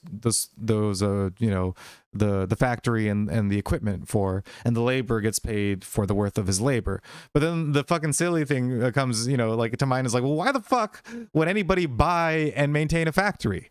Like, why would they pay all that money to get all that stuff and to have a building and to have equipment if all they're getting back is just what they paid into it? Like, if they're just like, oh, now I get all that money, like, why don't I just save myself some time and not do any of this? Why don't I just keep the money instead of making a factory and then getting the exact same amount of money back? Yeah. That's like there's no profit incentive. There's literally no benefit to them to do this. They might as well just not do that. So, and I love the what was the it was a big meme going around for a while, the rebuttal to the why would they make tools without a profit incentive? Yes, yeah, that just came around again. And it's like, well, the fucking profit is not money. Like, for some reason they think that the only profit that you get out of something is money. It's like, no, the profit with this was food and shelter and surviving, which is the only reason why we have money in the first place. Is just to stand in for value, which we trade for food and like. Yeah, and that's part of the subjective theory of value, which is also connected to the marginal theory of value, is that the things that we value, they're it's a ranked order type of thing, right? It's a hierarchical in nature, and this is how we make decisions, right? Because any decision that we make has to be like number one on our hierarchy of like values insofar as immediate action are concerned, or else we wouldn't do them. We would do our most immediate concern, right? Because that's that's what actions are, a manifestation of like. So like every time I speak, I'm deciding that what I'm saying is better than any other fucking thing that I could be saying at the moment, because this is the idea that I want to convey. And so this happens with all value. It's like this is just like the places that I choose to go, right, are like I choose to go to one place versus all the other places that I go, because that one place is what I need to do for this moment. And it may be to achieve a goal that I'm trying to achieve in 2 weeks, but I've decided that right now I should contribute to achieving that goal in 2 weeks. And so and this is constantly being evaluated and changed and decided from moment to moment by every human being on Earth. And so this is where like basing our system on this acknowledgement of the reality of how humans value things and think of value in terms of their decisions, well, then that's how you create an economic system that actually makes sense, like Austrian libertarianism, which is what sort of the marginal theory of value was initially one of the like the founding members of the Austrian school. Was one of the three. It was actually an idea that was simultaneously discovered by 3 different economists within a couple of years of each other in like various parts of the world. But Karl Menger of Austria was one of the first, and then that's where they built upon that school of economics from there. But yeah, let's go on to the remainder of the half of this fucking video. Got the benefits. This was so horrific it freaked out the forerunners of the Koch brothers. And then an alliance with the Soviet Union finished off whoever wasn't freaked out already. And so in 1945, everything had to be undone. The New Deal coalition, for those of you who remember your history, socialists, communists, the CIO unions representing tens of millions of American workers. They're the ones that made all that happen. They're the ones that made Roosevelt do all those things. And they had to be defeated, and they were. And the way you break up a coalition is you find the weakest link, or what you can make out to be the weakest link, and suddenly communists and socialists who had been the militants making the 1930s the greatest unionization period in American history. We never had anything like it before. We've never had anything like it since. Communists had to be transformed, and likewise socialists. From the great allies in the war, from the great vanguard of social programs in the 30s, they became agents of a foreign power likely to be interested in strangling your cat. Now, let's be real here. There were Soviet agents in the U.S. State Department and in the U.S. Various U.S. government offices. This was a thing that happened. This is fucking real. It 100% happened. And we have McCarthy we have the was Soviet. right. We have the Soviet documents to prove it. The Venona papers. People should look that up. That's fucking was acknowledged that we had Soviets in government offices.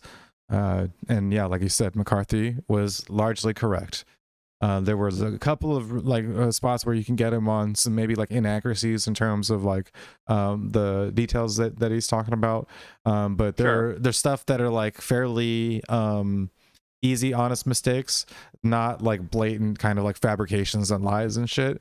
But it's a far cry from the you know the way that they portray McCarthy in a lot of academia. As this kind of, witch hunt persecution nutso that just saw commies hiding under every rock. It's like, no, he had specific reasons that he, suspected these things, and he was absolutely vindicated by history. Yeah, that was one of my favorite books is Blacklisted by History. It's just such a great, it's a great story. It's like a crazy story, and it's just really well told in that book. And I recommend it to everybody because it's the story of Joe McCarthy and why he was a national hero, which not a lot of people like to admit. And they had to be driven out of the unions. 1947 Taft-Hartley, driven out of their teaching jobs, driven out of the consciousness of the American people, who were terrorized about being interested in those things, as they have mostly been in the last 40, 50, 60, 70 years. A personal note. When I went to college as a young person, I was interested in learning about Marxism, and I asked my teachers in the university, what course can I take to learn about Marxism? Half my teachers explained to me there isn't any, nobody here knows anything about it. The other half said, oh yeah, we know about it, but we're way too scared, we're not going to teach you anything about it. In my undergraduate and my graduate years, and I majored in economics, I'm an economics professor, here's a fact. No one ever in any economics course assigned me one word of Karl Marx. Is that because he had nothing to teach us? Yeah, Karl Marx and his teachings. He was a terrible economist. I don't know. He was. Why do people die on this hill of Karl Marx? Like, the dude was a massive fucking hypocrite who impregnated his fucking maid and then threw her out. Which doesn't seem very communist of him. And then he was a fucking loser. Like, I'm sorry, like the guy never had a damn job. And he was just a useless person. Yeah, no, he was a shitbag, and his ideas sucked, and people shouldn't listen to them. And like, I'm not gonna say people shouldn't teach him, but I mean, if people want to read his ideas, and definitely people should know his ideas to know, how to debate against them when guys like this come along, because they're going to pretend that he's like this grand, ignored intellectual, And I just don't fucking buy, like, I mean, I do buy that there's probably some areas that were like this, but I'm like, you couldn't tell me that like in the 60s, like people weren't teaching about Marx. Like, I fucking doubt it. I really do. In the universities? Yeah, there was some grand like conservative influence and conservative fucking control over universities. I'm skeptical. Press X for doubt. Don't be silly. And they're definitely happy enough to teach it now. Right? You were just afraid. 75 years of fear. There's nothing smart and nothing excusable in any of that. Oh, and let me mention, since it might be of some interest to you, the 3 schools I attended were Harvard, Stanford, and Yale. And if they don't have the courage, what can you expect from Eastern Kentucky? So I have a problem to talk to you about socialism, because unless you're a very unusual American, and there are some, or a foreigner, because the situation's different abroad, you don't know much about socialism, or what you do know is 75 years out of date, because it's changed a lot, as I'm going to point out to you as I go through the argument. Yeah, because the one thing that Okay. socialism and communism does Let's do all it. the time is change. God, they haven't been beating the same fucking drum since forever.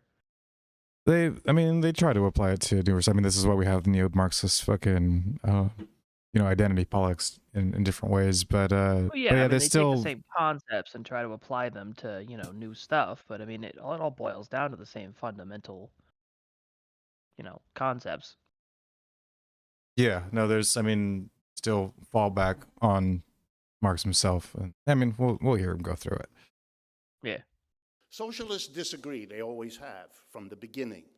Socialism is a product of capitalism. It always was. There was no socialism before capitalism came into being. Why? Because capitalism in the French and American revolutions made a big fat promise when it asked people to leave the feudalism that existed before and shift over to capitalism.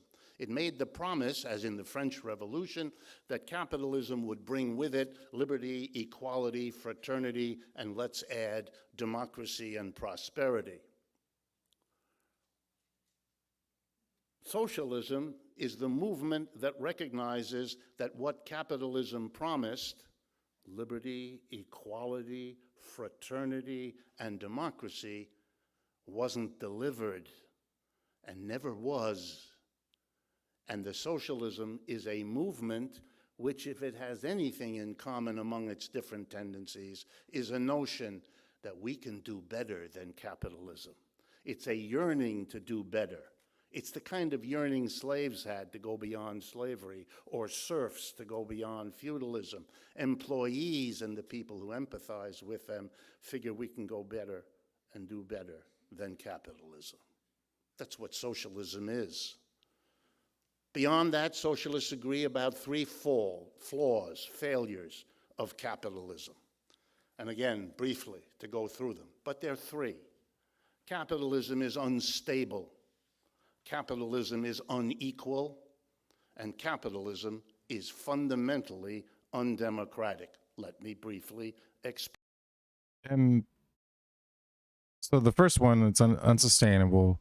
I mean, that's simply not true, because people, the way that value is created and the way that it is, so the way the value can be, because value can be created and expanded upon within societies, right? Or it can be constricted. And it's far preferable to allow people to decide what their best interests are, and how to maximize that value for themselves, rather than to create some sort of grand plan to maximize value for, some, select number of people, or for a general, society, because that's far more inefficient.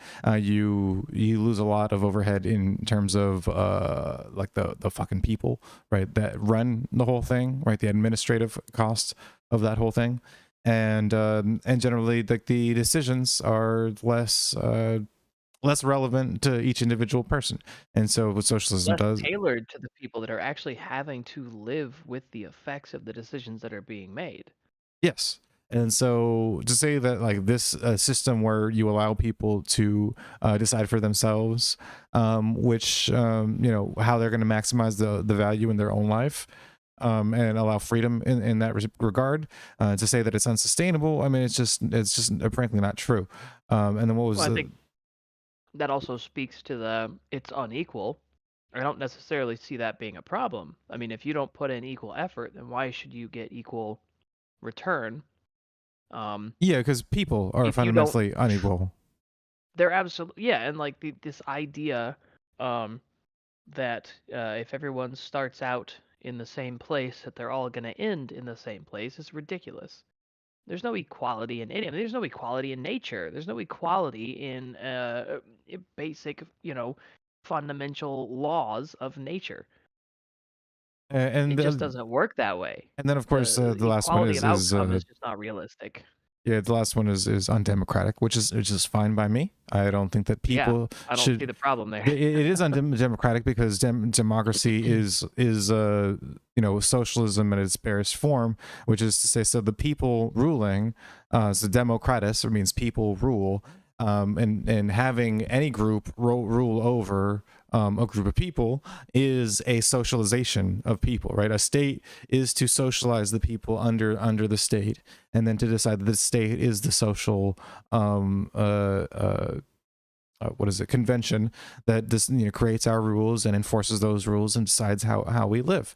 It is fundamentally socialist to be pro-democracy, and that's why I'm anti-democratic. I'm anti-democracy because I don't see how socialism could function without it. Like, I understand people are saying, that they kind of go hand in hand with each other. You're like, yeah, it was. I mean, socialism seems to function the same way democracy does, in that it is a majority rule over a smaller group, whether or not they object to something that's being pressed on them. I mean, pure democracy is tyrannical, like inherently tyrannical in the way it functions, and so is socialism. And this is why I think it's funny that he whines about people not acknowledging that socialism has like updated and is so sophisticated now, when like his primary arguments are against like the capitalists of old. I mean, he is explaining how socialism or Marxism developed and came about, but it's also like these are the same like criticisms of capitalism, I mean, that have been going on since Marx, right? They're basically directly taking from Marx. And the capitalists that exist nowadays, because again, Marx was from like the middle of the 19th century, the capitalist ideas that we have nowadays have been greatly developed in those 170 years or so. I'm doing math terribly wrong, am I? No, that's like 170 years or so. Yeah. So he's not, he's reacting to like the promises of, what happens when we left feudalism. Like, well, what about like how capitalist theory was developed, again, through the Austrian school, through the 19th and 20th century, and, address that stuff. Not like the promises of like fucking democracy and equality. Well, plus his, complaints of, capitalism not delivering on the promises that maybe we moved away from feudalism, and I'm like, well, I mean, I don't. Things are better than feudalism now. They were then. And that's the thing. And like socialism is just, I don't know how to describe it.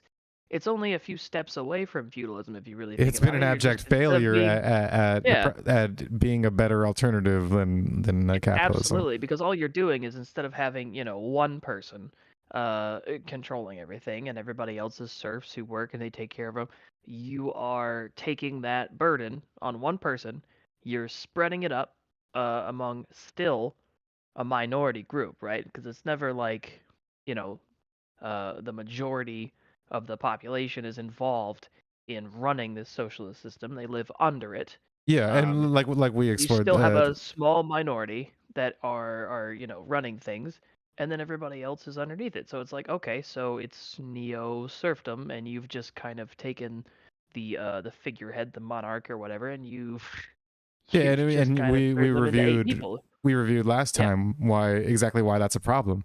You know, why the incentive structure of that sort of system is never going to actually benefit people. Yeah, Right. actually, that was a great video to watch before this video, because you can really like think about the lessons of that video on like why democracy fails, and see right through all of his grandstanding about being pro-democracy in this sort of way. I'm gonna press play, and then I'm gonna dip out and take another shot real quick from my neighbor's Oh yeah, go ahead. Jack Daniels. But yeah, I'll be right back. Explain. Unstable. Every 47 years in every capitalist country, on average, there's an economic downturn, not due to nature and not due to war, just built into the system. It's called the business cycle because it always comes back. Millions of people lose work, businesses go out of business, a crazy crash. You know what it's like. If you pick up the financial press, you'll know we're waiting for the next one to hit this year or next. Mr. Trump's biggest worry about being reelected is that it'll happen too soon. He worries, as we all do. It's an unstable system. That's crazy to live in an unstable system. If you live with a roommate as unstable as capitalism, you would have moved out long ago. What an amazing thing to accept a system that every 4 to 7 years threatens millions of people with unemployment, lost income, interrupted vacation, interrupted education, lost mortgage, you name it. Then let's do the next one, inequality. Oxfam in England keeps track of these things. And the latest number from them summarizes it all. The 80 or 90 richest people in the United States together, in the world, have more wealth than the bottom half of the population, 3.5 billion people. And capitalists criticize this system, this statist system that we have. So again, this is funny that he's railing on and on about how capitalism fails at meeting up to his promises when he's using an outdated idea of what capital. He's using it the model from the French Revolution. Yeah. Well, also he's talking. I mean, it's the same thing that you always get with Marxists and socialists when they try to criticize capitalism. What they end up criticizing instead is the issues that the state causes when it meddles in a free market, right? Yeah. Most of these things are not products of pure capitalism, and most people have never experienced a free market. There's no such thing as a free market. It doesn't exist. Well, so we do and we don't. The way that we experience free markets is just in terms of our daily activities that are unmoderated by the state. It's not in terms of the actual like financial market, though. Of course not, because we're even using like the money that we used. But I do like to comment on like the expanding our idea of what anarchism in action is, right? And that is anything that we do that involves interpersonal interaction that is unmoderated by the state, which everybody does all the time, every fucking day. Right, like a lot. You know, a lot of people don't understand how often it does happen. But I mean, on a daily basis, yeah, we're having thousands of mutually beneficial interactions that just don't involve the state at all. Yeah, and so it's just like, I think it's good to point that out because people understand. It's like, well, how are we gonna do this? Like, well, we do it already. We fucking do it all the time. To act like this is somehow beyond human capability or some shit is just some silly ass nonsense. It always has been. That's the achievement of capitalism, that kind of distribution. If you took away half the wealth of those 80 to 100. This is as opposed to the distribution in socialist countries, which is so good. There's no ruling class in any socialist. And his jab at the cyclical collapse of capitalist countries is pretty damn funny considering how many socialist countries have just completely collapsed, and there's no cyclical event because they just collapse once and then they're all fucking dead, Oh my gosh, Like, I would miss that part. If only there was a capitalist who could explain why there's collapses and booms and busts in the economies. If only there was some sort of thing that explained that. Oh, it's a whole theory that encompasses the Austrian School of Economics about why you would see crashes like in the economy, right? Why you see fucking what am I thinking of right now? Recessions, and things like that. And so why you would see the Great Depression and all that. It's like they actually figured out what happens in that. Mises.org, and this is not only just like, so this is what like the Mises.org and what like modern Austrian economists, right, like talk about. But if you look up, let me see here, von Mises, let's go down to his books. Works, here we go. Theory of Money and Credit, one of the very first book that he published in 1912. Oh no, this is the first one that he published. Yeah, 1912. That one is about how money and credit works and how like meddling with it causes business cycles, basically, or like comments on that. And I don't know if he has more that particularly go on that.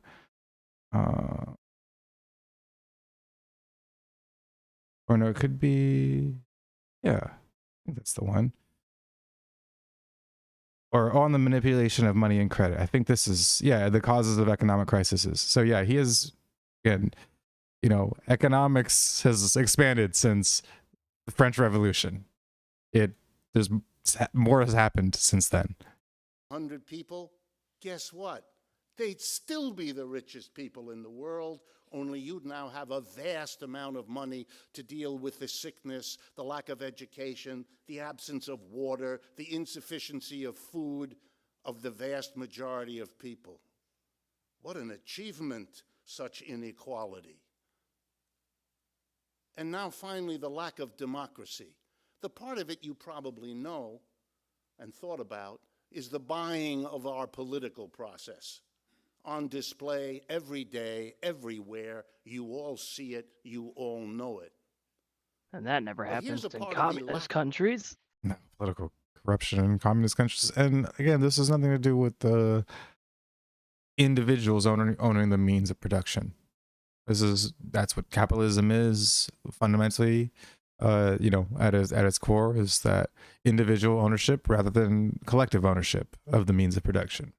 And there's no reason why collective is superior to individual in this sense. It's not in the equation. Lack of democracy you might not have thought about. Long ago, we got rid of kings, queens. We decided we didn't need somebody sitting at the top of society telling us all what to do, so that we would all be, let's call it subjects. That's what they called us. So we got rid of the kings and queens, and we said, no, we can run this in a different way, this political system. We can all get together, we can periodically vote and take steps and collectively make the decisions that used to be in the hands of the kings and the queens. How interesting. We democratized, at least a little, the politics. And what we didn't do was to democratize the economics. So what do we have inside each enterprise? A little king, an owner, a manager, a board of directors, a king and his court, who run everything, who make all the key decisions, what to produce, how to produce. And who decides who these people are? Or they just get born and they get given a company and decided? You know, like why would they bother managing this place at all? What's the point in that? Oh, it turns out that they fucking invested the money to do it. Like, yeah, they had the idea to create the fucking thing in the first place. This is another thing about entrepreneurship, right? In a market, is that what you have to do is to even think that a thing needs to be created and made in the first place, and to figure out how to do it in such a way that you can feasibly do it, like, you know, and make it profitable. Like, to even get to that step in the process, that involves, you know, labor. That involves like thinking and planning and investment of time. And then money itself is, of course, the manifestation of other labor that you expended before in your life and then saved up. And so, you know, the idea that now you're using the products of your own labor, and you're foregoing any other benefit that you have, and you're creating a brand new system and a brand new product and a location in which to create it, and the means in which to create it, and this is somehow worth nothing, and these people are kings that, you know, receive their power via birthright, that this is somehow an accurate comparison is just fucking insane. Yeah. Produce, where to produce, and what to do with the profits everybody in the enterprise helps to produce. If it's too difficult for you to hear me out, then it's a sign that I'm getting to you. Thanks. We're good. Please keep going. Please hear out Professor Wolff. Please respect Professor Wolff. We don't have democracy in our workplaces. We Good. never did. The commitment to democracy is verbal in this society, limited to that voting activity where we live, but not where we work. And as adults, that's where we spend most of our time, going to work, being at work, and recuperating from work. In the workplace, no democracy at all. Sure there is. I can go to, you know, my bosses and talk about my job, and if they won't listen to me, they can fucking go somewhere else. Because the democracy in terms of like what the power people have over their workplace is in terms of deciding to work at a place or not. And you can, like, what they will then try to do is tell you that it's a forced decision because you either work or you die. And of course, this is just this is not as some sort of imposition of capitalism, but just a reality of how life works. You cannot live without expending energy to get the resources that you need in order to live. And this was happening well before capitalism ever came about, before feudalism, before any system of government came about. You needed to work in order to keep yourself alive. I mean, yeah, it's just, I mean, that's a law of nature. I feel like yes, but everything has to expend energy in order to survive. I mean, plants do it, animals do it. There's no organism on the planet that does not have to do some kind of work. Yeah, and so yeah, you'll hear Marxists and socialists like this guy talk about how disgusting it is that capitalism creates value on the work based off of the work that he can provide to the owner, to the king, and then that this is a decision like to work or die. This is an imposition forced on the labor, and so it's just fundamentally just doesn't have any legs. We do what we're told. What we produce belongs to somebody else, and we have no say over what they do with it, how this is organized, what the technology is. And socialists, therefore, have said, my God, we can do better than capitalism, and that's what they want. And that's what they agree on, but here's where the disagreements. How do you go about it? What do you do? And we have a benefit. Socialists do today. We have some experiments that were made in the 20th century, Russia, China, Cuba, and so on. And we learned from those experiments what works and what doesn't, what should be pursued and what should be set aside. Oopsie. 100 million people. Good. We learned a couple things though. That's great.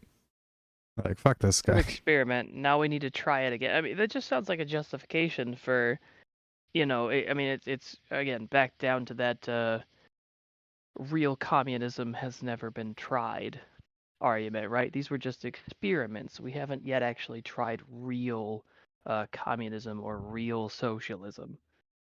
These were just experiments that didn't quite reach the ideal. And I'm like, well, it's like, yeah, well, we were figuring it out, and what's 100 million people here or there that die? Like, what's come on, that's just the price of which is funny because figuring stuff out. Yeah, and I mean, again, isn't like the fundamental argument against capitalism that it kills people? For most of them, that it's immoral because it causes the loss of life. Oh, they definitely have tanky fucking cope arguments for the 100 million death count as well.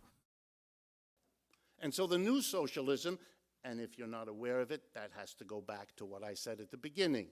You haven't been keeping up, which is hard to do in a society which makes socialism a taboo.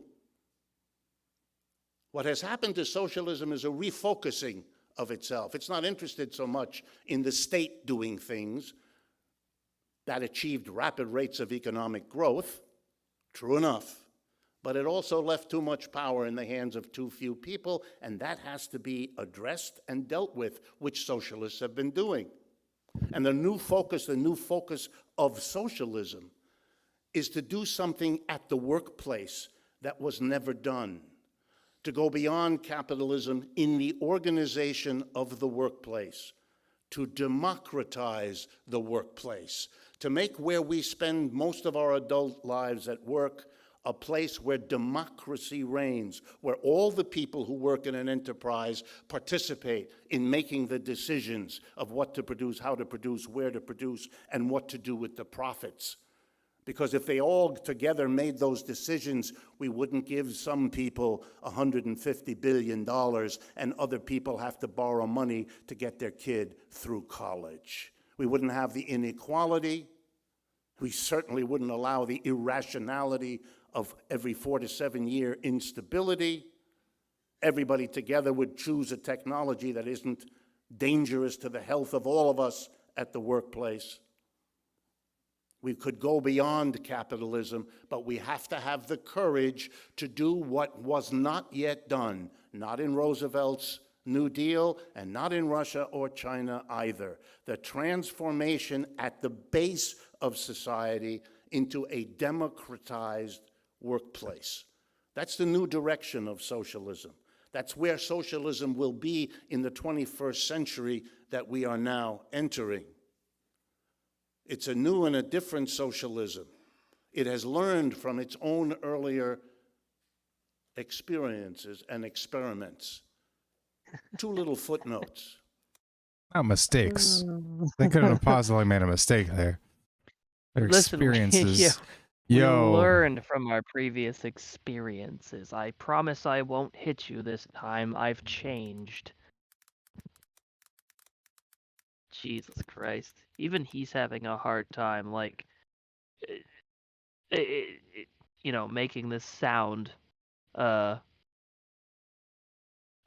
mean, it's apology, right? He's just kind of glossing over all this shit. Like, who cares about the Holodomor? That wasn't a big deal. It was an experience, right? It was an experiment. We've learned. Snopes debunked this one. I wanted to see this. Oh, it's because you can't see Che Guevara. That's why. Oh, I was like, yo, let me see.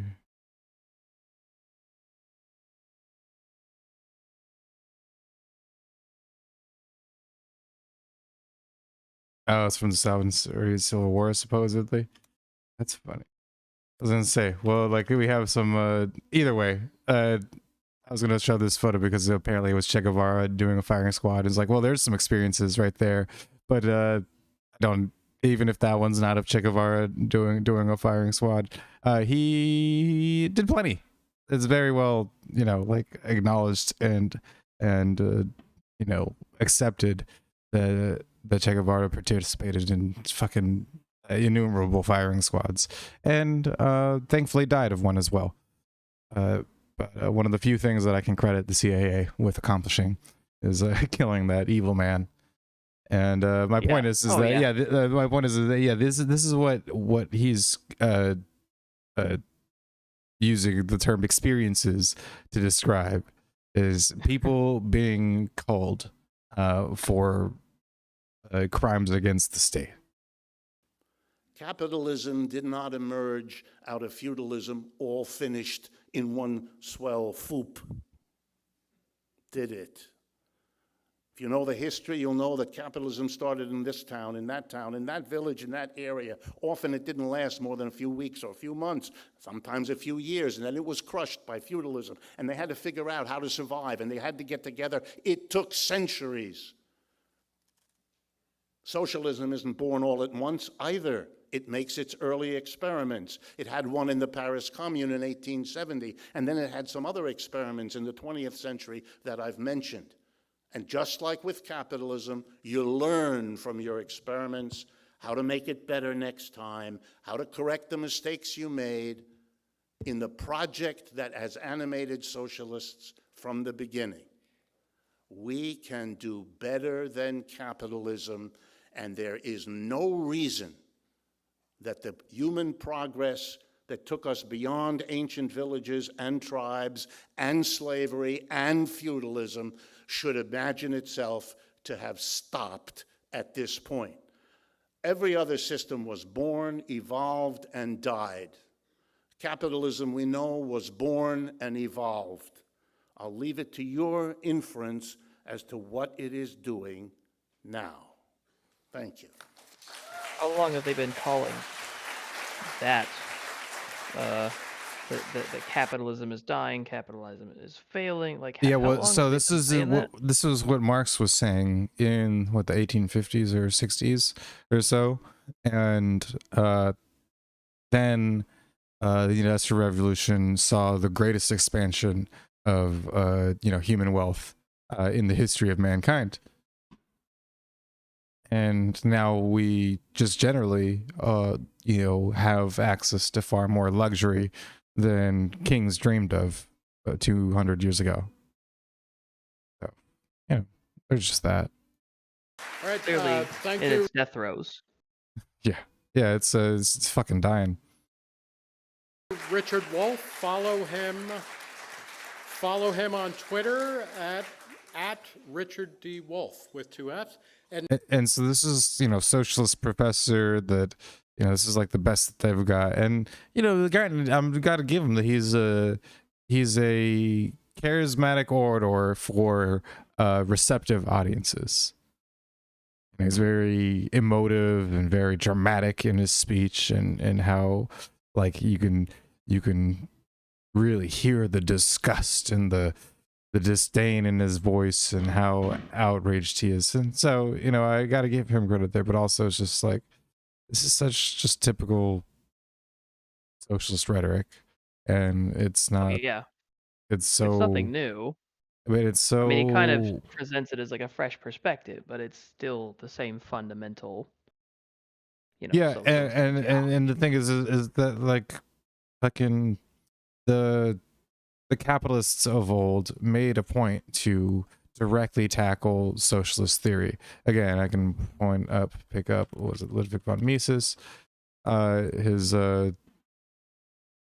works, and there is literally an entire book on, one, he had an essay about just the economic calculation problem in socialist versus markets. And he has a book that's just titled Socialism itself, and it goes over like every form of socialism that exists, whether it was National Socialism to Marxist socialism, the utopian socialism that originated before Marx, and socialism and economic and sociological analysis. And so, I mean, I'm not saying that socialists don't write books about capitalism. I mean, Richard Wolff certainly does, but yeah, there just seems to be this kind of like this vague-ish or like very convenient version of capitalism that's like something that like free market capitalists and anarcho-capitalists would also critique, you know. And so it's just like, okay, well, you know, that's great that you're criticizing something that I would also criticize, but now let's talk about capitalism that I want to bring about. And now, taking the opposite side is Gene Epstein. Follow him at Gene Soho Forum. Gene Epstein, ladies and gentlemen.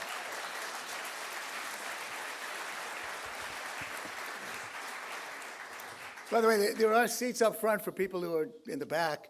And I want to apologize to Professor Wolff for that outburst. That was very rude. We don't run the Soho Forum that way. And thank you for Professor Wolff for being gracious about that. Well, let me start. It is a pleasure to share a stage with Richard Wolff, who I consider my alter ego in a parallel universe. We both came of age as socialists.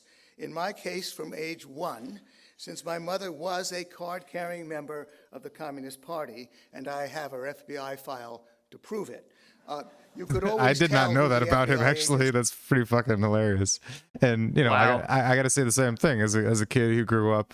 I mean, well, not from age 1, but I would definitely consider myself a socialist from the time that I knew what, you know, like politics was, or what, you know, those ideas were in any sense. So, you know, came to that from that start as well, which a lot of very like diehard, like lifelong capitalists seems to have happened with them. Like Thomas Sowell But yeah, I was mean, the same way.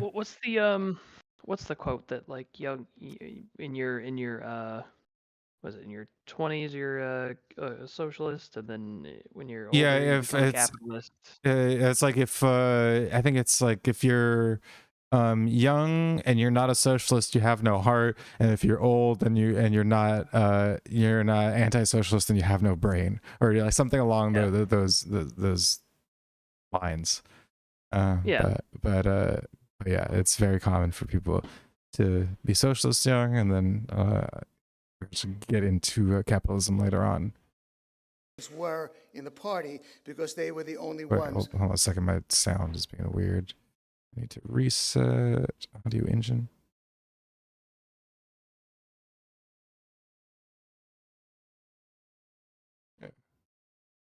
Who paid their dues There it on goes. time. Richard paid his dues, the ones who paid their dues on time. Right. And I have her FBI file to prove it.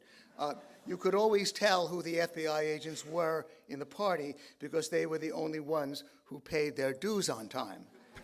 Richard paid his dues by getting an economics PhD at Yale, followed by a career advocating socialism. I paid my dues by evolving into a different kind of radical, a bleeding heart, freedom-loving advocate of capitalism. I believe that even the deeply flawed capitalism we have now, heavily distorted by government interference on behalf of the powerful, is preferable by far to Richard's socialism in promoting freedom, prosperity, and equality.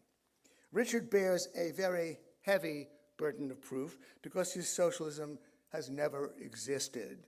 He repudiates my mother's Soviet Union, my mother's favorite Cuba. He has indeed called these systems state capitalist. I'm glad he's learned from their mistakes, since their mistakes has in fact, of course, cost the blood of tens of millions of innocent people. He wants the economy, as he explains in his book, Democracy at Work, A Cure for Capitalism. He wants the economy reorganized around workers' self-directed enterprises in which employees own and democratically run companies and keep the broadly defined profits or surplus that normally go to the employers.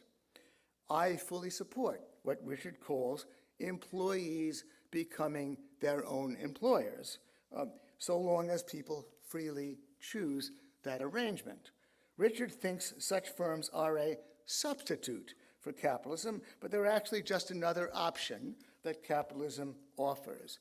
Nothing about the system of protecting property rights of firms in a free market dictates how these firms must be structured.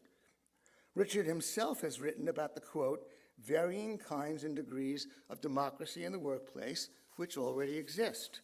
Based on these cases, he observes, quote, workplace democracy responds to deep needs and desires, unquote. But these deep needs and desires seem to run only skin deep. Richard has written that in today's worker-owned enterprises, quote, it might be legally possible for worker owners to transform the enterprise so that they become not only owners, but also collectively directors. However, he concedes, that has very rarely happened. Well, no doubt it very rarely happens because workers very rarely want it to happen. But the move to workers' self-directed enterprises can happen in the capitalist system if workers do want it to happen. Start with the fact that the bottom half of the population accounts for 1/3 of all consumer spending, the bottom 4/5 for nearly 2/3, adding up to trillions of dollars per year. On the investment side, there's over $1 trillion in labor union pension funds domestically and an estimated 40 trillion worldwide held by labor union pension funds. All this financial firepower could be marshaled to make workers' self-directed enterprises the dominant mode of production. And it would be true to the 1960s view that radical change must be implemented by the same people who seek to be the embodiment of that radical change. But the unwillingness of workers to follow the Marxist playbook is as old as Marxism itself.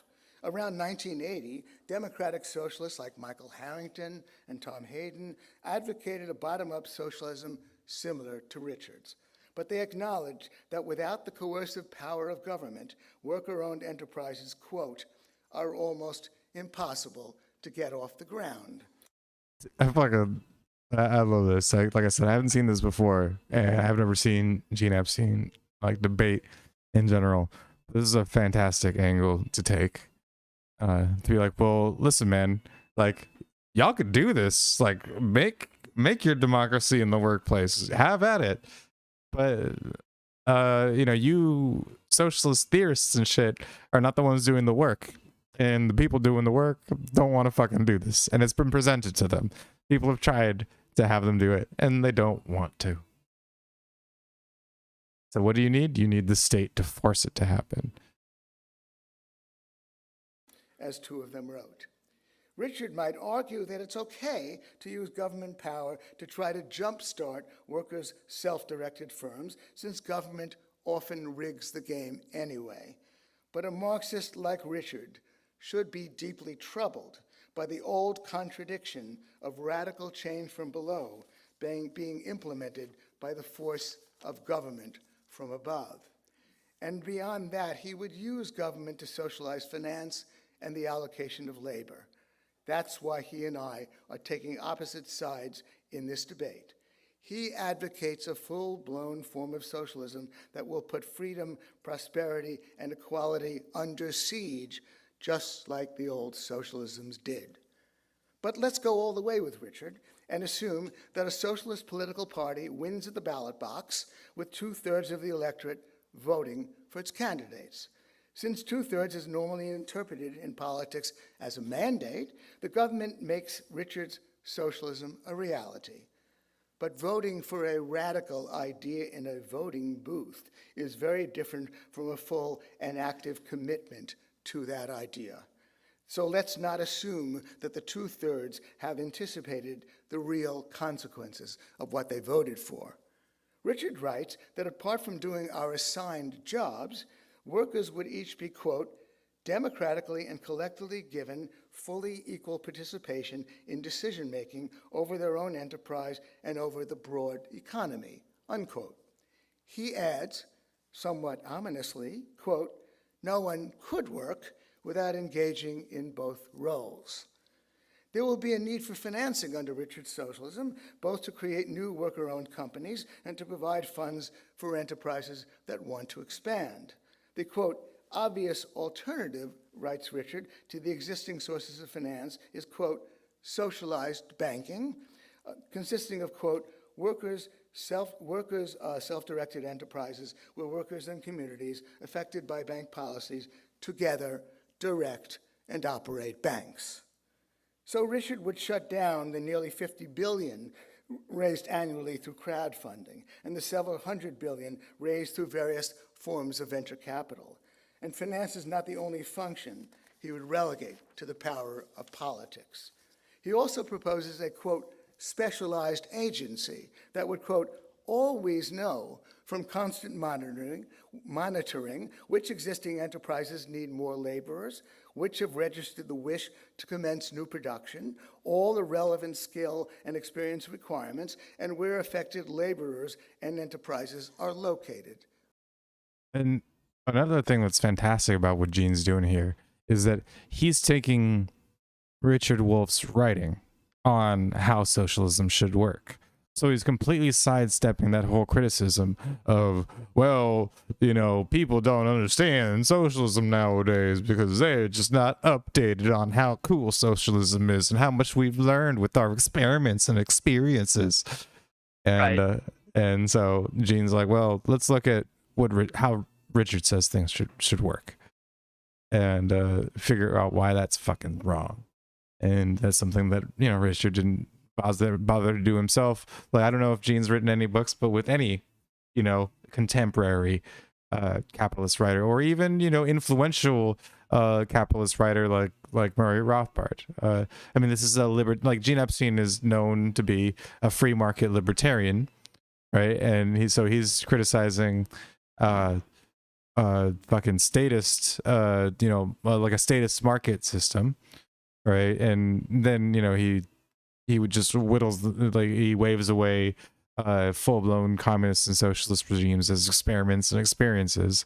It's like completely fucking backwards and bad faith. Oh, yeah. Unquote. He adds that the agency's reports would be submitted to all workers to aid them in making their decisions.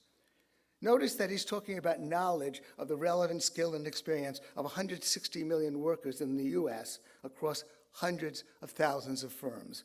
That's information the specialized agency will, quote, always know from constant monitoring. From my work experience, I can tell Richard that those constant monitors who keep coming around will be the butt of jokes, and the information they come away with will be superficial when it isn't totally misleading. So in Richard's world, we'll be required to do our assigned jobs, attend meetings about company matters, and vote on the outcomes. We'll also have to pore over the reports of the labor allocation and financial agencies, and then discuss their recommendations with many others and vote on those outcomes.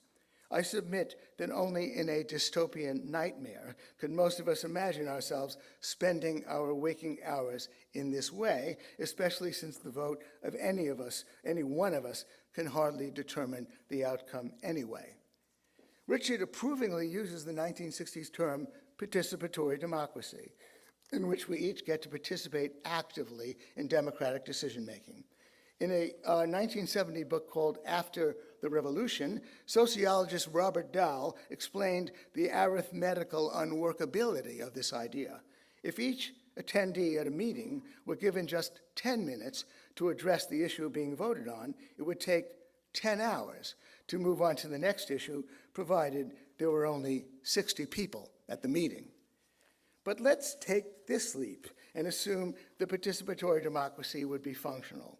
Many firms seeking to expand their operations will have to borrow funds from the democratically run financial agencies, while also applying to the democratically run labor allocation agency for more workers. And these democratically run agencies will be ruled by the vote of the majority. But to pick up on an objection raised by Atlantic Magazine journalist Connor Friedersdorf, we might ask, how easy will it be to get the democratically run finance and labor allocation agencies to support the expansion plans of firms that produce Muslim prayer rugs and Korans and the building of new mosques? Friedersdorf goes on to ask, would you prefer a socialist society in which birth control is available if and only if a majority of workers exercising their democratic control assents? Or would you prefer a society in which private businesses can produce birth control in part because individuals possess economic rights as producers and consumers, the preferences of a majority of people around them be damned? Unquote.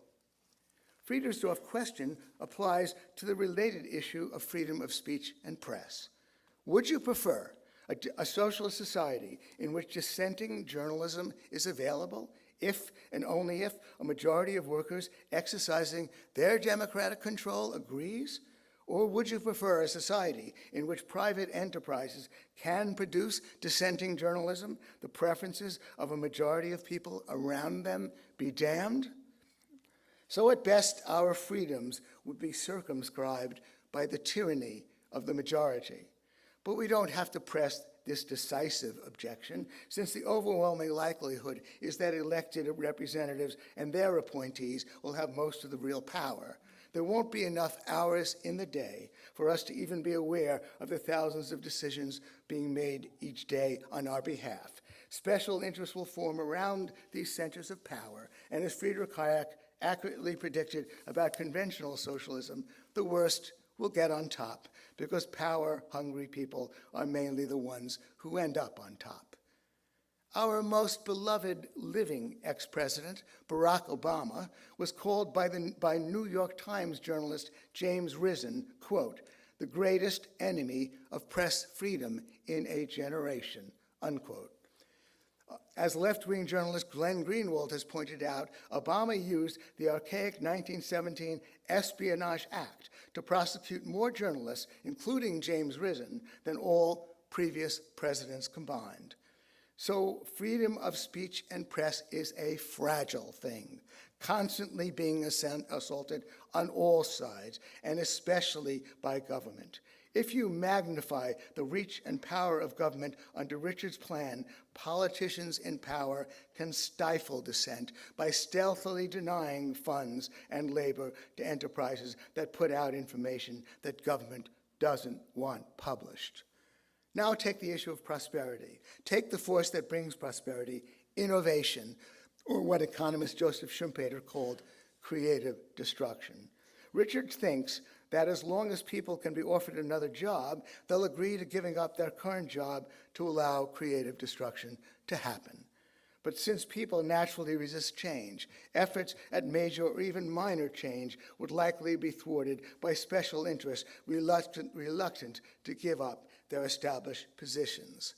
Imagine the response if Steve Jobs sought funding for a smartphone that would also replace a flashlight, a watch, a camera, a compass, a calculator, a recorder, CD player, and GPS navigator, threatening the industries that turn out those products.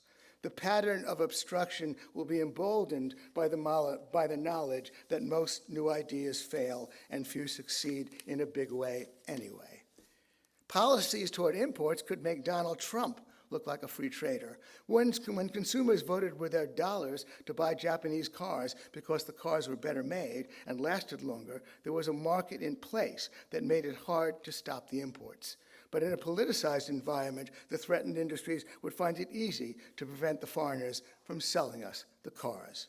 The planners will have a perfect excuse for rejecting any projects or proposals they don't like, the economic reality of scarcity. By scarcity, I mean the fact that what everybody wants always adds up to more than there is. So they can reject proposals they don't like on the reasonable grounds that the resources are simply not available.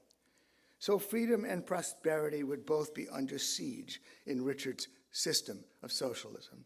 On inequality, as Noam Chomsky has pointed out, you can find income equality in a prison where power is quite unequal.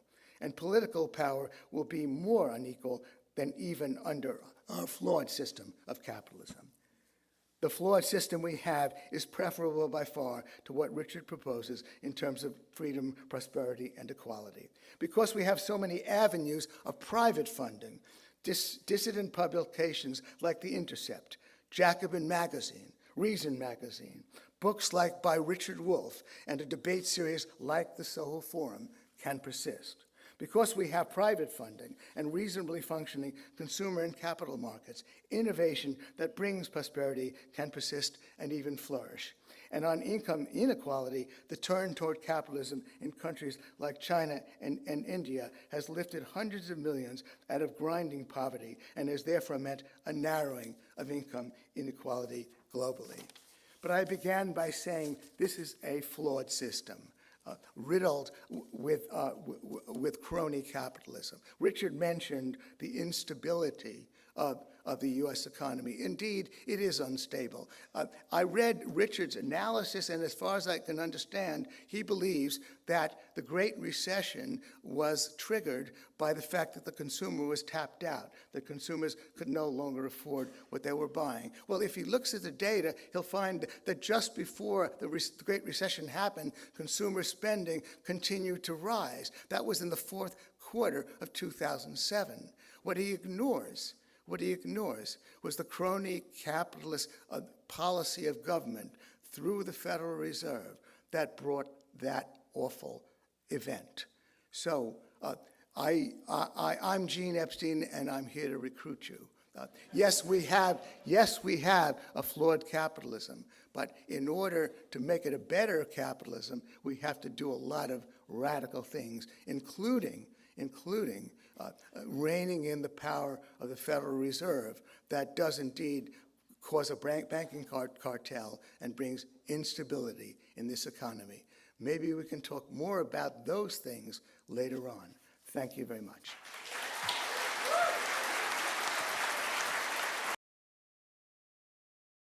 Yeah, and so you can tell like that opening statement or whatever was much more pointed at, you know, the individual like kind of propositions of socialism and the promises of socialism, but like directly quoted from, you know, Richard Wolff himself and just generally, you know, socialist ideas.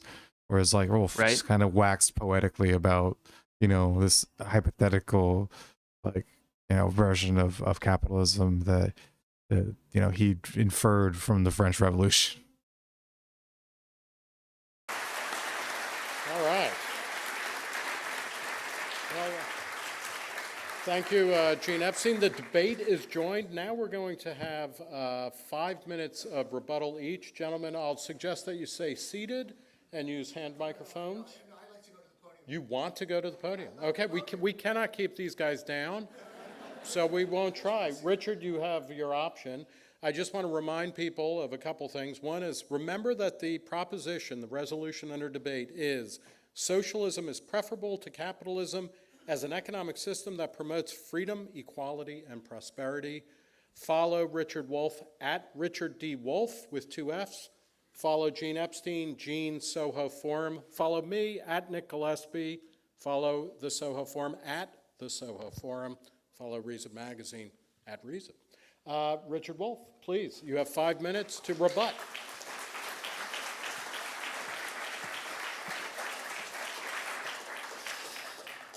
Listening to Gene makes me realize that a book that you write is a little bit like a child that you have. You think it's yours, and then you watch as it becomes its own thing and is understood by other people in ways you never imagined. I cannot recognize 3/4 of what he said. It sounded to me like quotes of somebody I didn't even want to meet. I'm not proposing a kind of socialism. I don't believe in looking into the future and telling you what the society ought to be.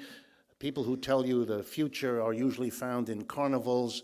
You pay them a little bit of money, they tell you who you'll be sleeping with in 2 weeks, and you giggle. If you actually take seriously what they've proposed, you need help. I'm not proposing what a socialism would look like, number one. I'm talking about how you get beyond what we have. Because like in all societies, you're either satisfied with the way things are, or you're looking for how to make them better.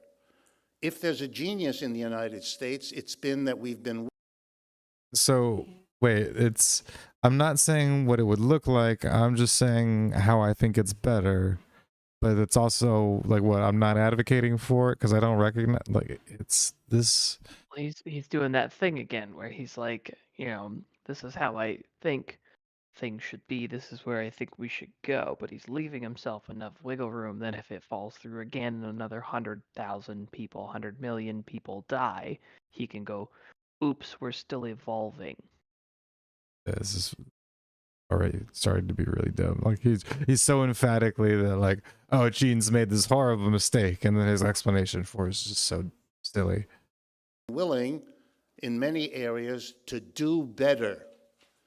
But there's a taboo when it comes to economics, represented by what Gene said, that you really shouldn't look at that because it's only going to get worse.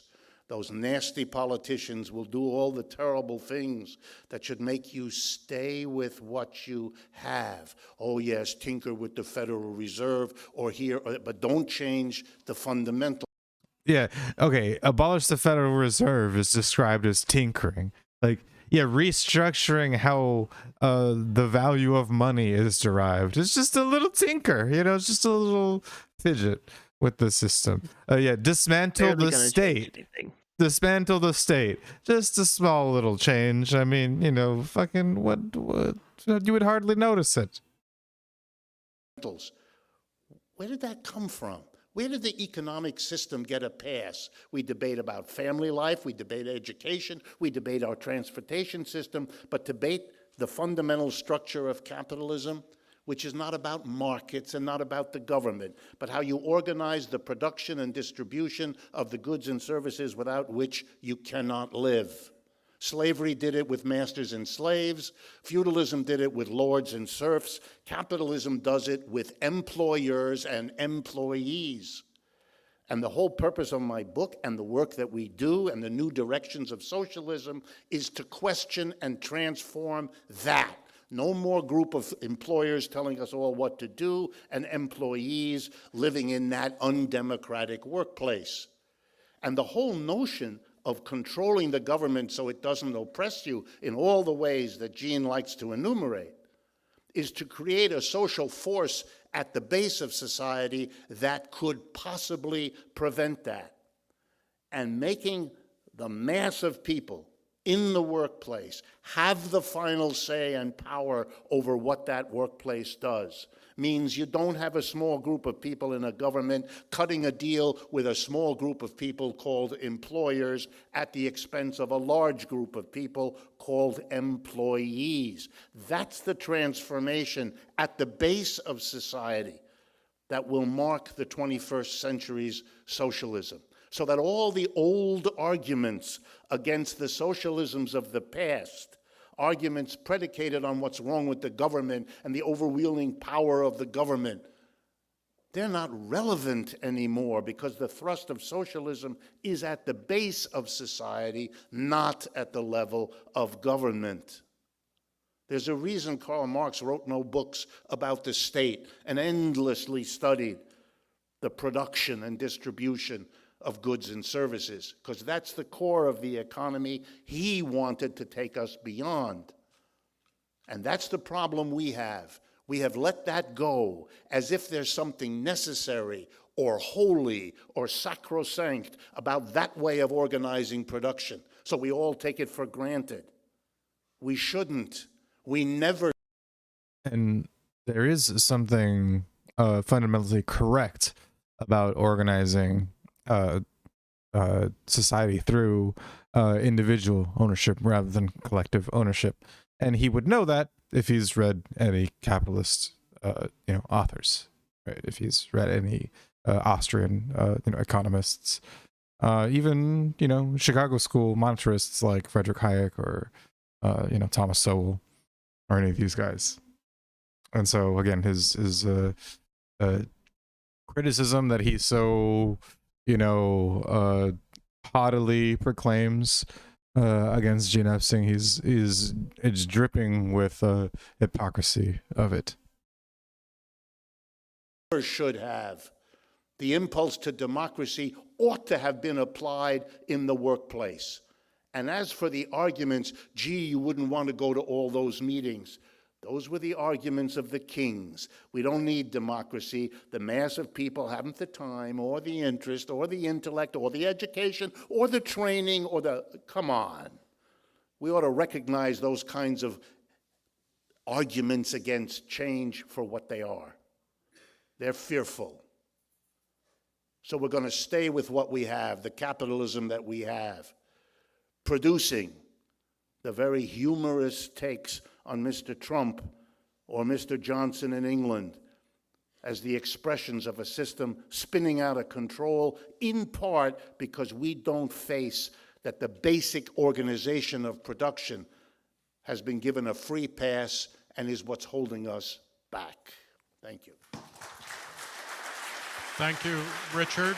Gene, please, you've got 5 minutes. Well, Richard wrote a book called Democracy at Work, A Cure for Capitalism. It was published 7 years ago. I read it quite recently. Richard probably hasn't read it very recently. That's where, at least commendably, he's written a whole book, a book, by the way, that Karl Marx never did write, about the socialism that he wants. And I quoted copiously from that book in my initial talk. If Richard is now going to say, oh, well, that book, it's forget that book, just, try to recognize that socialism is preferable to some of the crap that goes on now, then we'd have to say, Richard, we've been hearing that for over a century, from socialists. Then we had the Soviet Union, Stalin, then we had Mao, and then we've had a lot of mess from your socialism. You got to be a little bit more specific before we get the least bit interested in something that has been so disastrous for humankind. So I want to get Richard back on the straight and narrow and take him seriously that he's proposing something with a nuts and bolts definition, workers' self-directed enterprises. And the embarrassing thing for Richard, as it was for Marxists right back to the time of Marx, is that they're selling something that workers don't seem to want. We had socialism in Israel. We had 5% of the country really was socialist. I trust that Richard would agree that the kibbutzim of Israel, where 5% of them live, really were socialist in a true sense, the bottom-up sense. And that's what I'm proposing. Now, of course, what also happened to Israel, as Richard probably knows, as you probably know, is that those kibbutzim just fell apart. They don't exist anymore. People lose interest in it. But again, what we are saying, we libertarians are saying, go for it. Workers, self-directed enterprises. You do have co-ops. Richard in another mood said, hey, look, you've got co-ops. It speaks to needs and desires, and indeed, maybe it does, then go for it. But then let's build it from the ground up, just like I'm proposing. And then we have a system of capitalism. Do I want to keep the flawed system of capitalism, the system that fights, the political system that protects the powerful? No. Capitalism is a system of profit and loss. Profits encourage risk-taking, losses encourage prudence. That's the system. Now, we abrogate that for the crony capitalist system. That's what brought about the housing bubble that caused the Great Recession. I'm quoting Noam Chomsky, a guy I also like, by the way, even though he's a socialist. To a too great extent, we privatize profits and we socialize losses. That's what the Federal Reserve does. That's what it's all about. Do I want to sit back and like the system? By God, no. We have a crony capitalist system, by the way, that shafts people of limited means most of all, that defends the rich and powerful, and there have been victories against it. We used to have an airline cartel protected by the Civil Aeronautics Board. Then somebody noticed that where the CAB didn't dominate. A flight between LA and San Francisco within the same state cost half what it cost to fly from Washington to Boston, or Washington, D.C. rather, to Boston. Same distance, twice as expensive because of government. So then they abolished the CAB, and there was competition in the airlines. And that was a huge victory for middle-income people. So victories can be won. Richard, I want to recruit you to change this system of capitalism, if you'll excuse the expression that my socialist Uncle Abe used to use, but I use it as a contraction for crony capitalism. We need more capitalism, yet not less. We need to change things. Richard could join us, or he could focus on building his workers' self-directed enterprises from the ground up, building on top of the co-op movement, the employee ownership movement, which, by the way, already gets tax breaks that I don't necessarily object to, that already gets those breaks. Go for it. Turn everybody onto worker self-directed enterprises, and they're perfectly compatible. It's just like being in business for yourself. That's all it is. It's a great idea. It hasn't really caught on, but maybe it has potential. I welcome it. Thanks very much.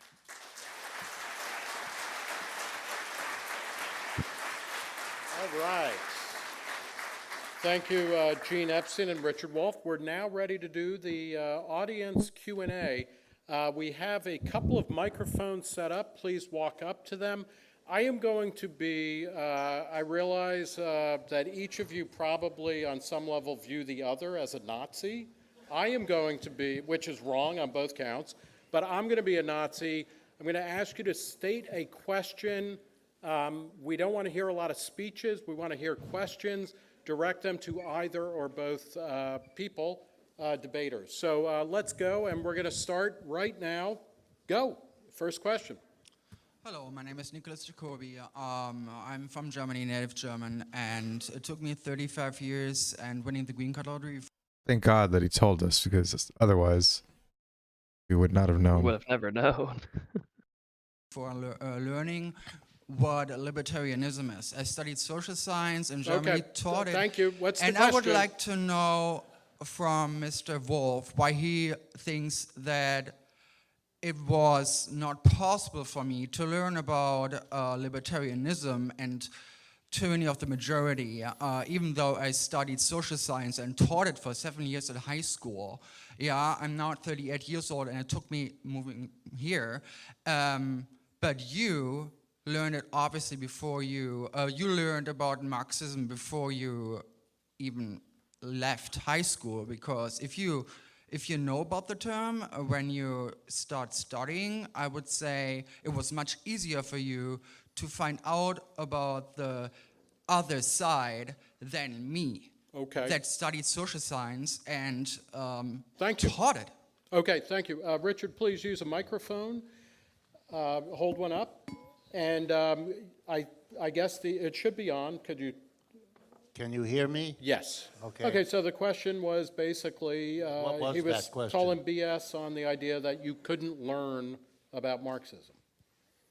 And the question was that I really could, or that you want to know why I couldn't?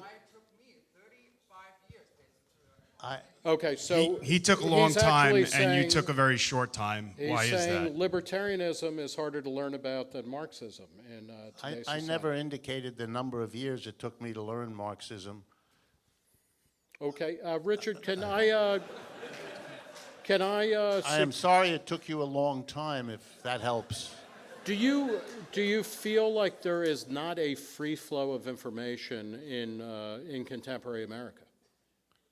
I mean, it blows my mind that you could even say that. Okay.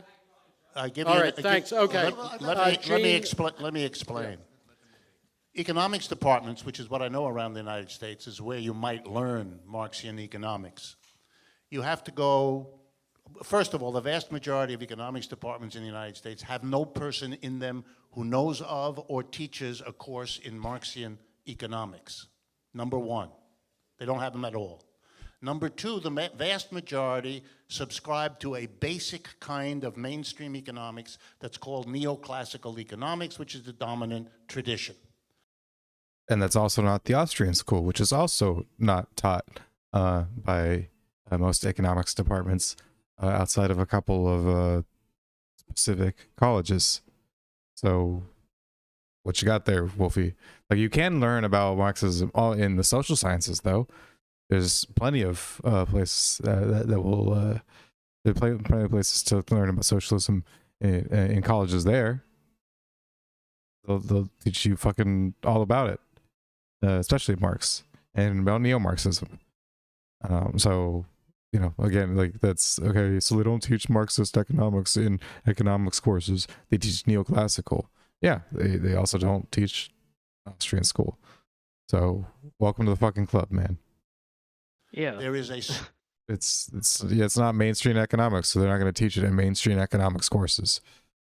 small dissenting group that are called Keynesian economics because of something that happened in the Great Depression and the new development of a critical perspective. And Keynesian economics has been used in the White House. So, oh my God, we're so oppressed and so underground and so ignored. Perspective that has nothing to do with socialism.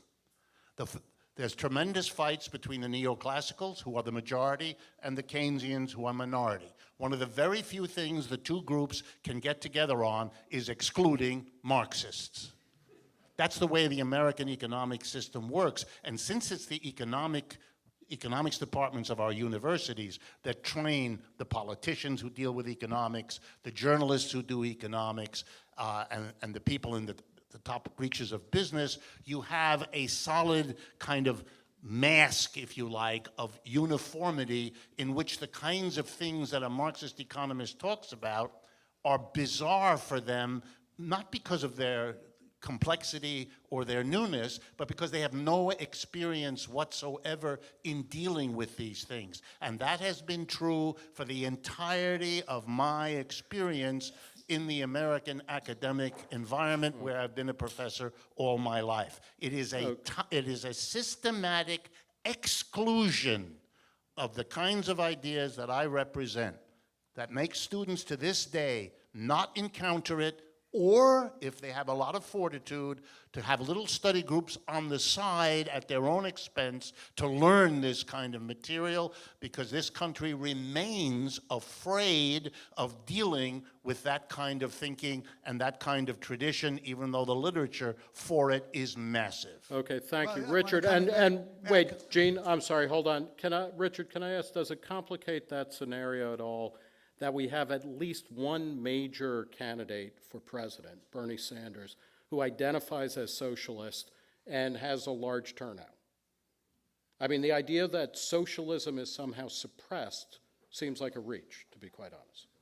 Bernie Sanders is the first candidate in 75 years not to disown that title as part of the requirement not to commit political suicide. And you want me, the first time in 2016 that he dared do it, breaking that taboo, I'm supposed to pretend that the one person so far done it in 75 years undoes what I just said? You gotta be kidding. Okay.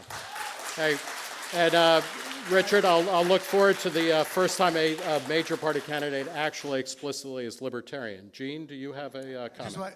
I completely agree with Richard. Is this on? Yes, it's on. It's on? It is on? Okay. Yes, it's on. Thanks. Yeah, I completely agree with Richard that that there's a lot of mind rot in the academic departments on economics. Most of these economists basically want to run the world. They want to pretend that economics is a branch of mathematics. It's a waste of time for the most part. In the age of the internet, don't let school get in the way of your education. There's no excuse not to inform yourself about a whole range of things, including Austrian economics, with which I identify, or Marxist economics, with which Richard identifies. The internet offers just an incredible amount. Lectures from Richard Wolff himself on the internet. I appear regularly on Part of the Problem, Dave Smith's show. So you want to catch that to learn economics. It's great when he goes on there. Whatever you really learn, you teach yourself anyway. Don't let school get in the way of your Thank you. education. And it might be interesting. We're going to go to the next question to think. There's, by my count, I think there's 2 Marxist economics departments in the country. There's one at Notre Dame and one at UMass Amherst. there's about 2 Austrian programs of note, maybe 3. So we're, as Dave Smith pointed out, we're all losers in this room. We have that in common. We're in the same club. Okay, question. Let me just briefly correct it. There was at Notre Dame a department. That program was destroyed about 8 or 9 years ago and doesn't exist. And the program at University of Massachusetts, where I taught, has ejected most of the Marxists that were there. There were half a dozen. And so it is now really better described as a Keynesian or left-wing Keynesian program. Thank you. There is no Marxist department in the United States. There are only scattered Marxists build one. here or You there. get those workers building up from the ground. Let's go. Okay, question. Sir, no preamble, no, we don't care where you're from. We're all strangers here. It's the French Foreign Legion. Just ask the question. This question is for Richard.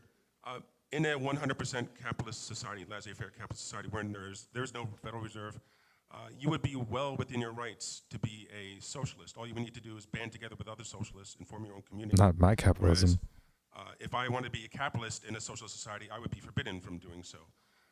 Why do you want to force everyone to be a socialist? Why not let the capitalists be capitalists, let the socialists be socialists, everyone's happy? Thank you. This was really pissing me off how he's holding that microphone, because he's not pointing it at his face. He's pointing it up at the sky. And that's why the sound is so spotty when he's talking. Thank you. Richard. First of all, in whatever socialist societies you're referring to, and the major one in the world today is the People's Republic of China that uses that name, they are busily encouraging people to form and develop capitalist enterprises. So the premise of your question is wrong, number one. Number two, I never said and would not argue that in a society that is in transition, as I believe capitalism is, there aren't all kinds of spaces for there to be enterprises organized in the old traditional capitalist way and enterprises organized as worker cooperatives in the new direction. I would expect that kind of coexistence to continue to be filled with tensions and difficulties, much as capitalist enterprises began in feudalism and existed in a tense relationship until the transition happened further. So my presumption is there will be coexisting different structures in whatever name you give to these societies in transition. Okay. Look, in line with the gentleman's question, again, under capitalism, property rights of firms are protected. So if there's a worker co-op owned democratically by the workers and they're all directing it, their property rights will be protected. If it catches on and the entire economy is worker co-ops, I say that's great. That sounds terrific. Run your own enterprise. Some of the other things Richard proposes, which would be the iron fist of the state having to do with finance, that I object to. However, there was an article in the National Review under William F. Buckley, the right-winger, welcoming worker ownership. I know that article well because I wrote it. And so, again, we're not arguing about that. What Richard doesn't really want to do, I know, for example, he likes Jeremy Corbyn's idea, another kind of top-down plan where you can sneak this kind of thing through the back door. Go for it. There are co-ops. They already exist. So in line with what the gentleman said, we already have what you're talking about. We have worker co-ops. We have a huge blend. And if it tilts toward more worker ownership, wonderful. Okay, next question, please, sir. Hi, my question is for Richard as well. So one of the core tenets of libertarianism and capitalism, or true capitalism, is the non-aggression principle.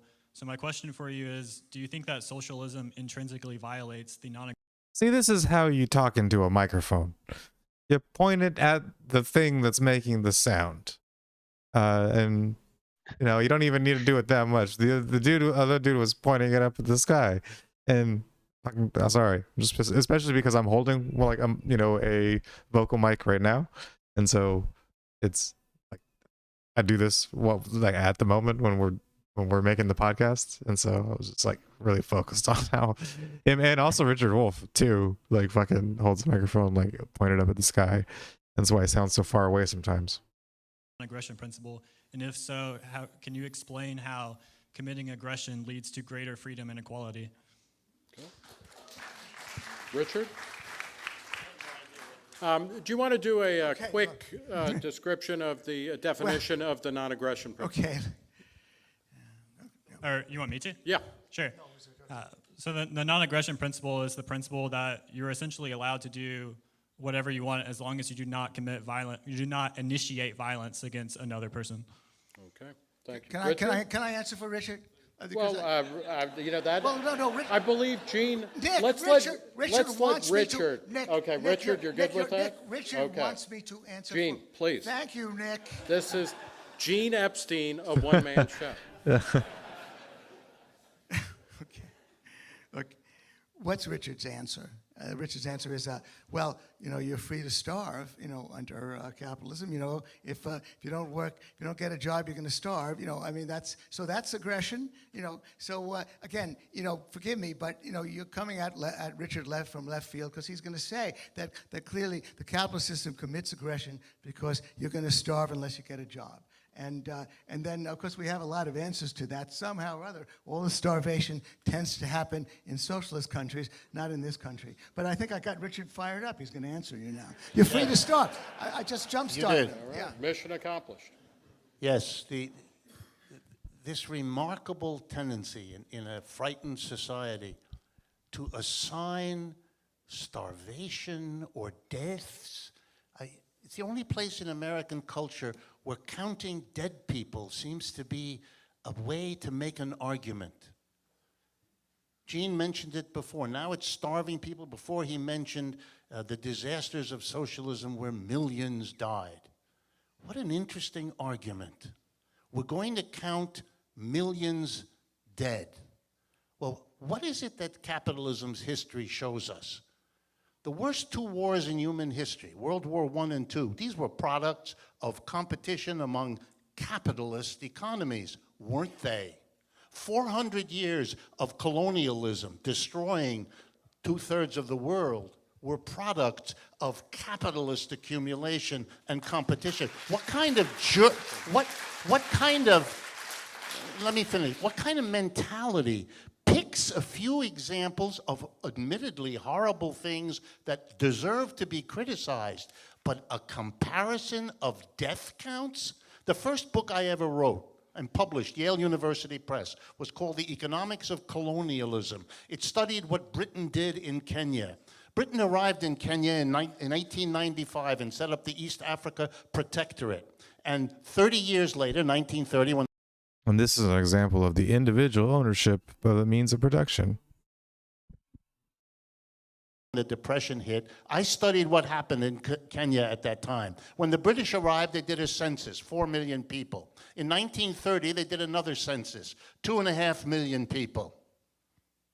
British colonialism killed millions of people in one small country. Multiply that. If you want to do the death count analysis, which I find bizarre, you're in very shaky ground attacking socialism on the basis of capitalism. And the same kind of cherry picking of your examples came again not on the basis of libertarian anti-state free market capitalism, which he refuses to address. It's very convenient of him. Of course. with Gene and kibbutzim in Israel.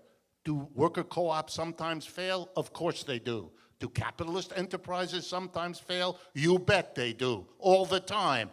What is this strange kind of choosing your example? Let me give you a counterexample. In 1956, a group of workers with a Catholic priest in the north of Spain, in a little town called Mondragon, made a worker co-op. The priest led them. 6 workers, 1956. Today, something called the Mondragon Cooperative Corporation has over 100,000 workers. It's the biggest worker co-op on the planet. It is a great success. It's the 7th largest corporation in Spain. It is a successful worker co-op. 2 American corporations pay the Mondragon Corporation to have their scientists working alongside the scientists in this worker co-op. And the name of the 2 American corporations is General Motors and Microsoft. They understand what those worker co-ops can do, even if people here have to pick an example where it didn't work out. It's as if I said, well, capitalism, just look at the Ford Edsel. Gene, again, you're let me champing at the make bit. two comments to Richard's comment. again, I like what Richard just said. Again, go for it. I only mentioned the kibbutzim because obviously the kibbutzim were a well-known socialist phenomenon. It didn't work out. Mondragon did. I was very interested in the worker ownership movement in the 1980s, ironically, by the way, when I was senior economist in the New York Stock Exchange, I was going to all the meetings. We were hearing about Mondragon all the time in the 1980s. 30 years have passed, and we don't have a Mondragon in the US. So I encourage Richard to go for it. Build it.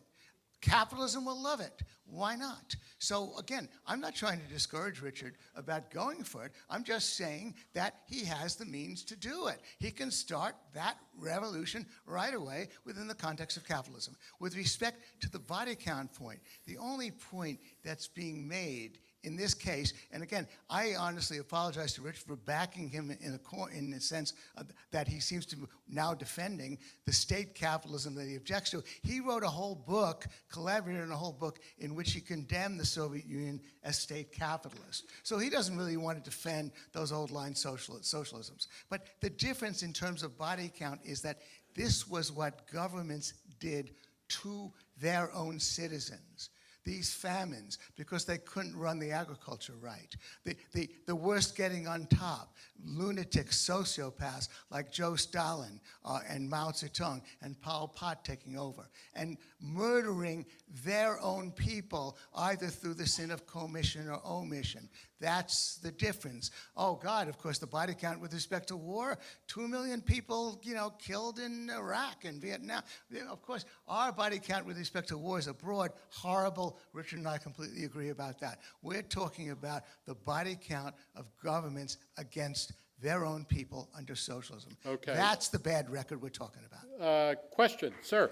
Yeah. And by the way, if there are in fact any women in the room, it would be nice to hear from you. Okay, scoot up to the front of the line, sir. You've got a man bun. That's close enough. Okay, we're transitioning here. I do identify as male, and I suspect I will continue to do so. I hope that doesn't disappoint anybody here. Okay, ask your question. Thank you very much to both of you. This has been very thought-provoking. I have two short questions, primarily for Gene, Just but ask one. Pick what. This is Sophie's Choice time. Pick one of those questions, because the other one's not going to make it. Is economic growth ever undesirable, i.e., does it ever lead to increased suffering either domestically or abroad? And what are we going to do with AI when it happens in about 20 or 30 years and nobody has jobs? Very good, sir. Okay, either of you. Richard?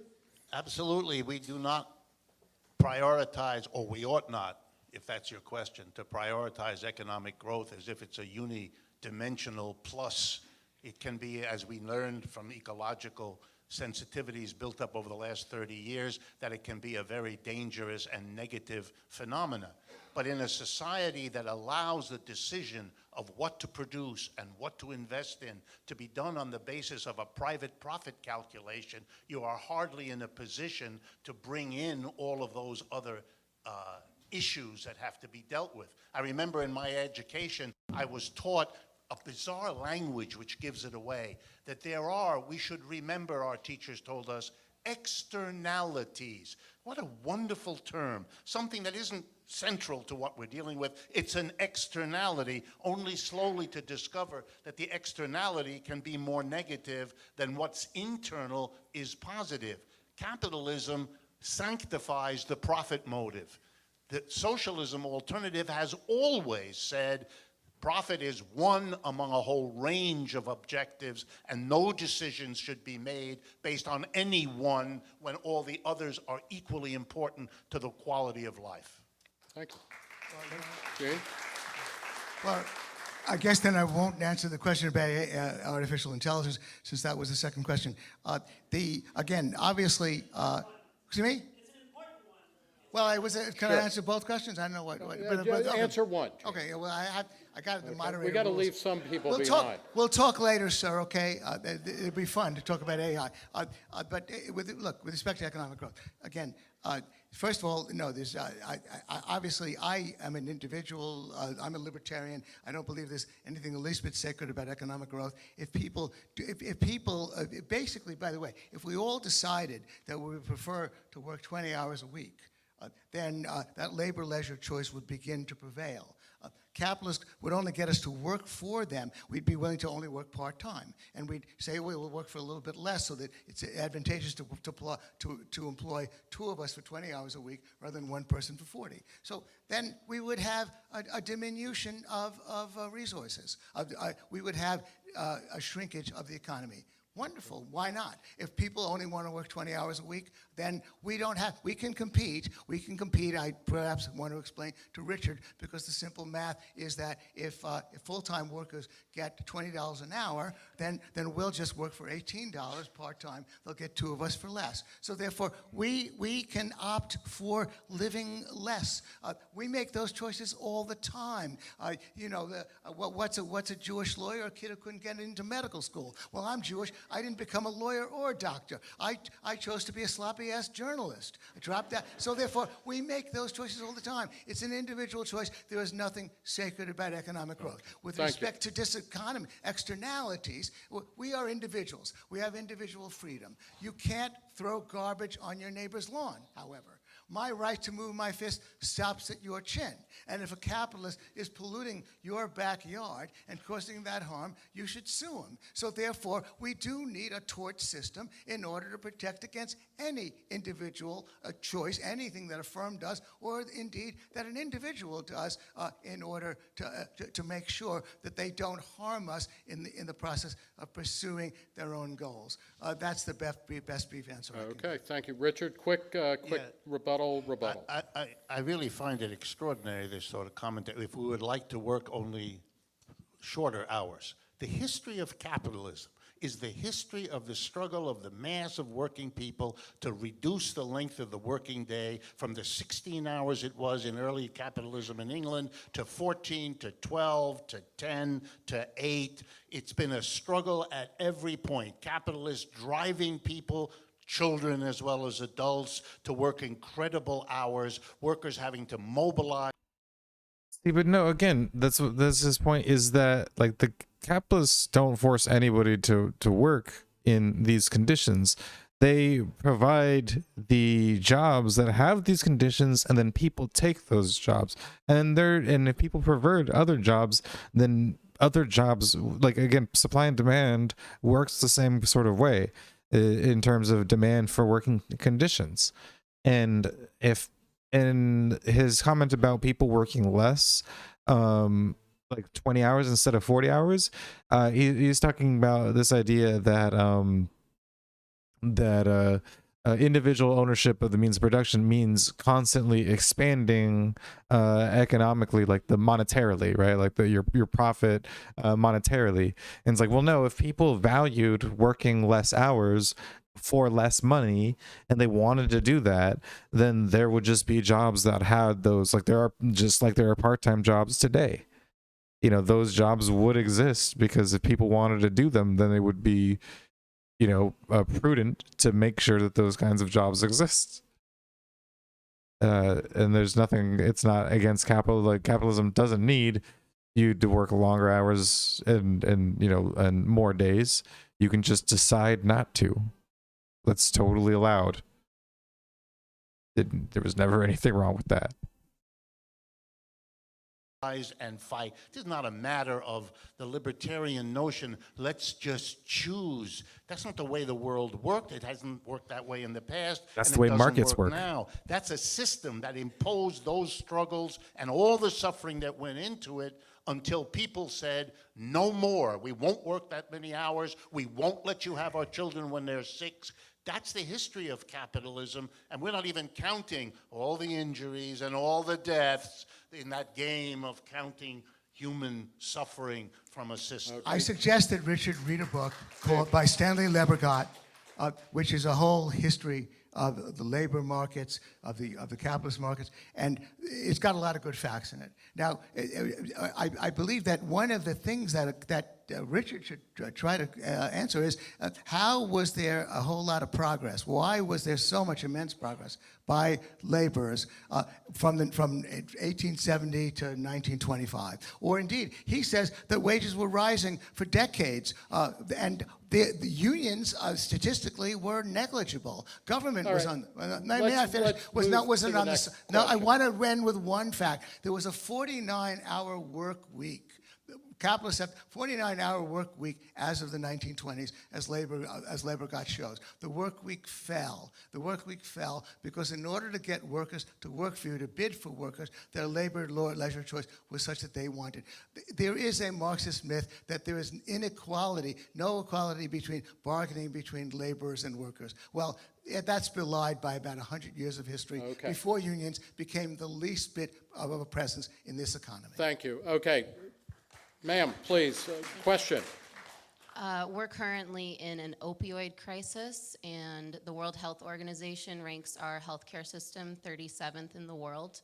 Do you think it's still possible for our current system to fix this, and how would you, using socialism, fix this? Okay. Richard, I guess take the first whack at that opinion. Sure. One of the charming features of the capitalist system has been the endless effort on the part of virtually all capitalists to try to get more than the normal surplus out of their workers, the difference between the value added by a worker and what the employer pays the worker. Oh, what the labor theory of value. I didn't think he was going to bring it up. I'm so glad that he did. That way it made me talking about it before this shit all started actually relevant. But yeah, that's what they call the profit, right? It's the surplus value. Instead of giving the worker what his labor, he's entitled to because of his labor, the capitalist pockets it, and it's the surplus value. That normal surplus, if you like. They've always tried to do better by controlling the market, or what we used to call monopolization, becoming strong enough to jack the price even higher to make more profits. And one of the ways you do that is to control a market. In this country, one of the most successful examples is the medical industrial complex. One of the most highly regulated industries in the United States as well. 4 industries that work together: the insurers, the drug companies, the doctors, and the hospitals. And the producers of medical devices are with the drugs. They've gotten together and they've produced this situation, where we pay more for medical care than any other advanced industrial country, and the quality of our health care is at best mediocre, as the young woman pointed out in our ranking number 37. The solution to the problem in our medical care is not another law, another special federal program, another stop. It is a problem in which you have taken something as important as human health, A, subjected it to the capitalist profit motive, and B, allowed that monopoly to function, to coordinate its behavior, and to rip this society off from A to Z and laugh all the way to the bank. Okay. First of all, the Solo Forum in a few months is going to have a debate, Solo Forum debate on the opioid crisis. I invite Richard to come. Free ticket for you, Richard, and a free ticket for the young lady who asked the question to that debate.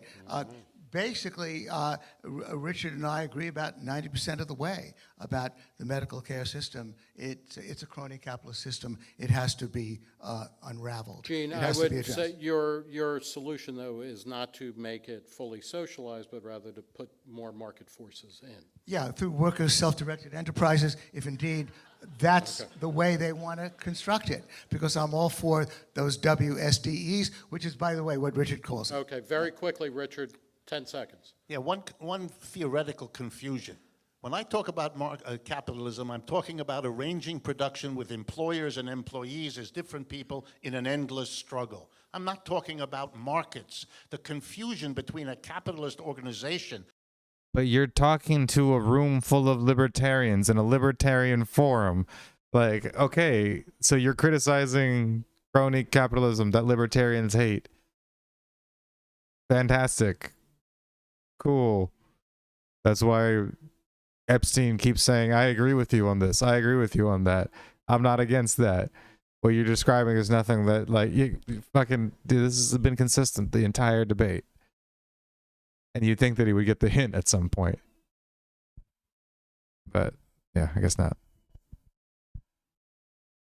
And a market is something we ought to get beyond. Slavery had markets. Remember, we bought and sold slaves. Feudalism had markets. The market isn't what's unique about us.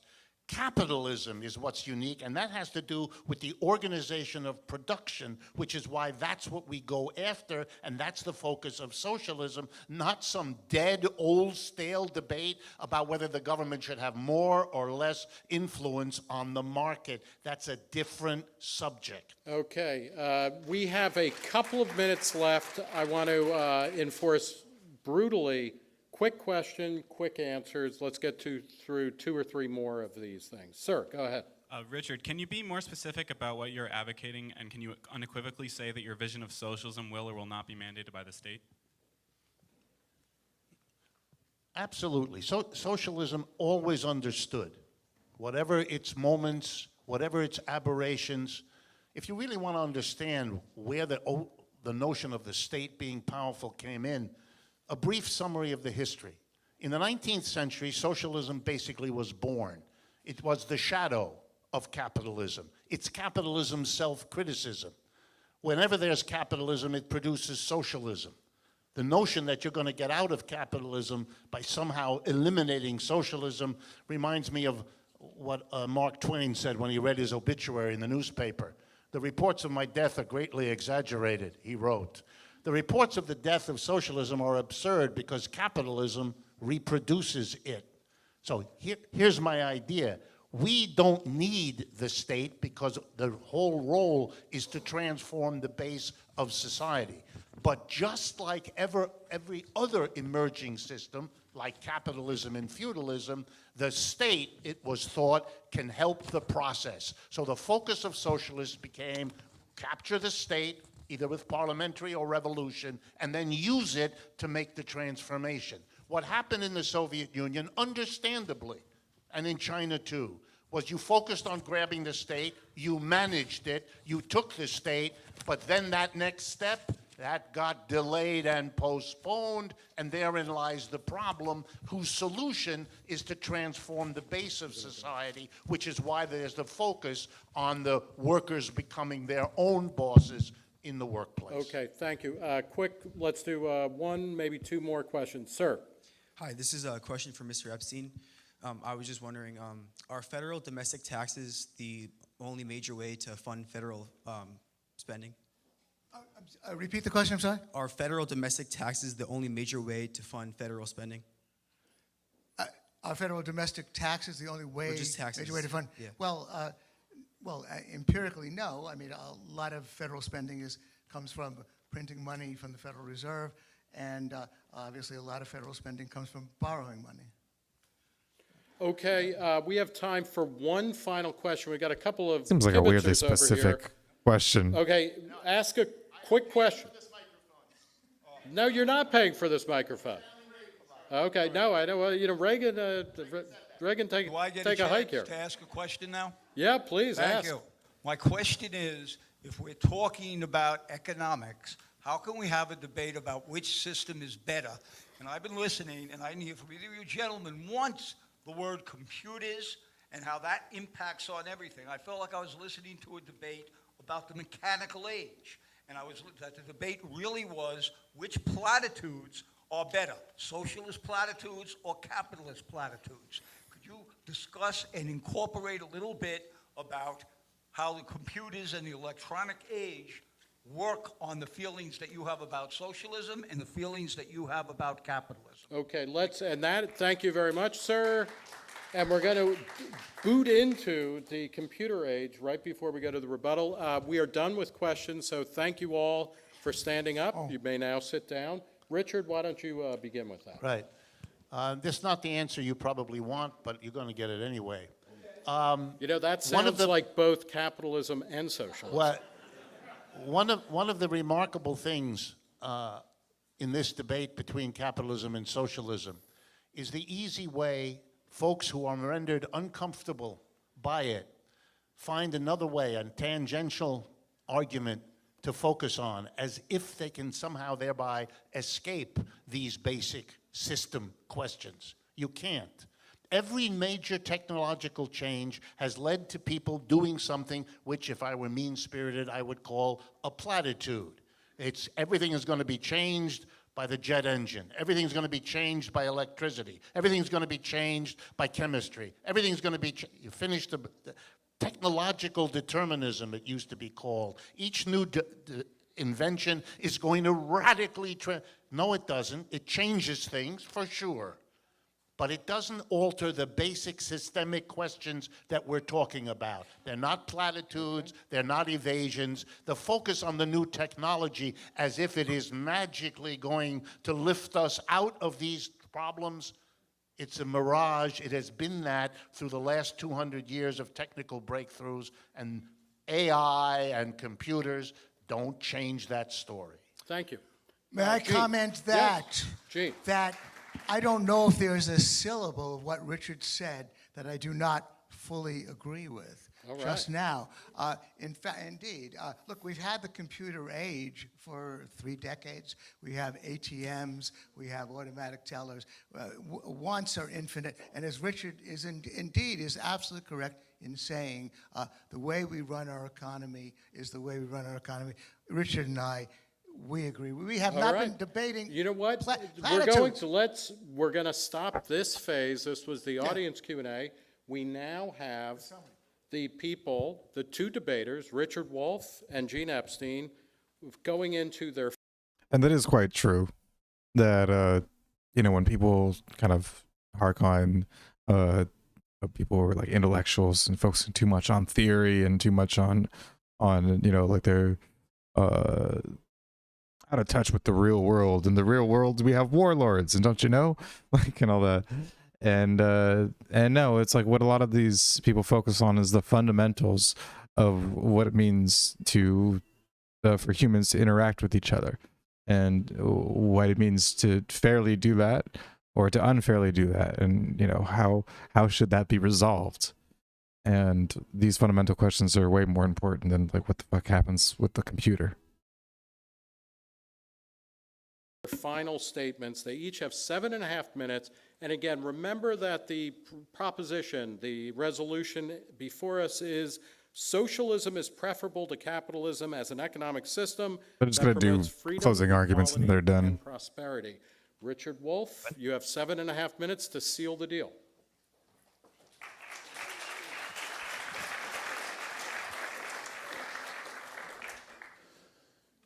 The first sign that socialism is on its way is that we're having this debate. That we have Bernie Sanders running and he has the name socialist and he doesn't give it up. He doesn't turn away. Elizabeth Warren, who has very similar programs, she still feels the need to reassure everybody she likes capitalism. Bernie doesn't. The reality is, up until 6 years ago, my presence on the American media scene was so tiny, none of you would ever have heard of me. I've done more public speaking at the invitation of American audiences in the last 4 years than I did in the previous 50. Yeah, the public awareness is to the right because of the last years of neoliberalism and the orange clown. I understand that. But beneath that is a shift to the left in the United States. Nothing illustrates it in my mind any better than the remarkable number of times Gene Epstein told you how he agreed with me.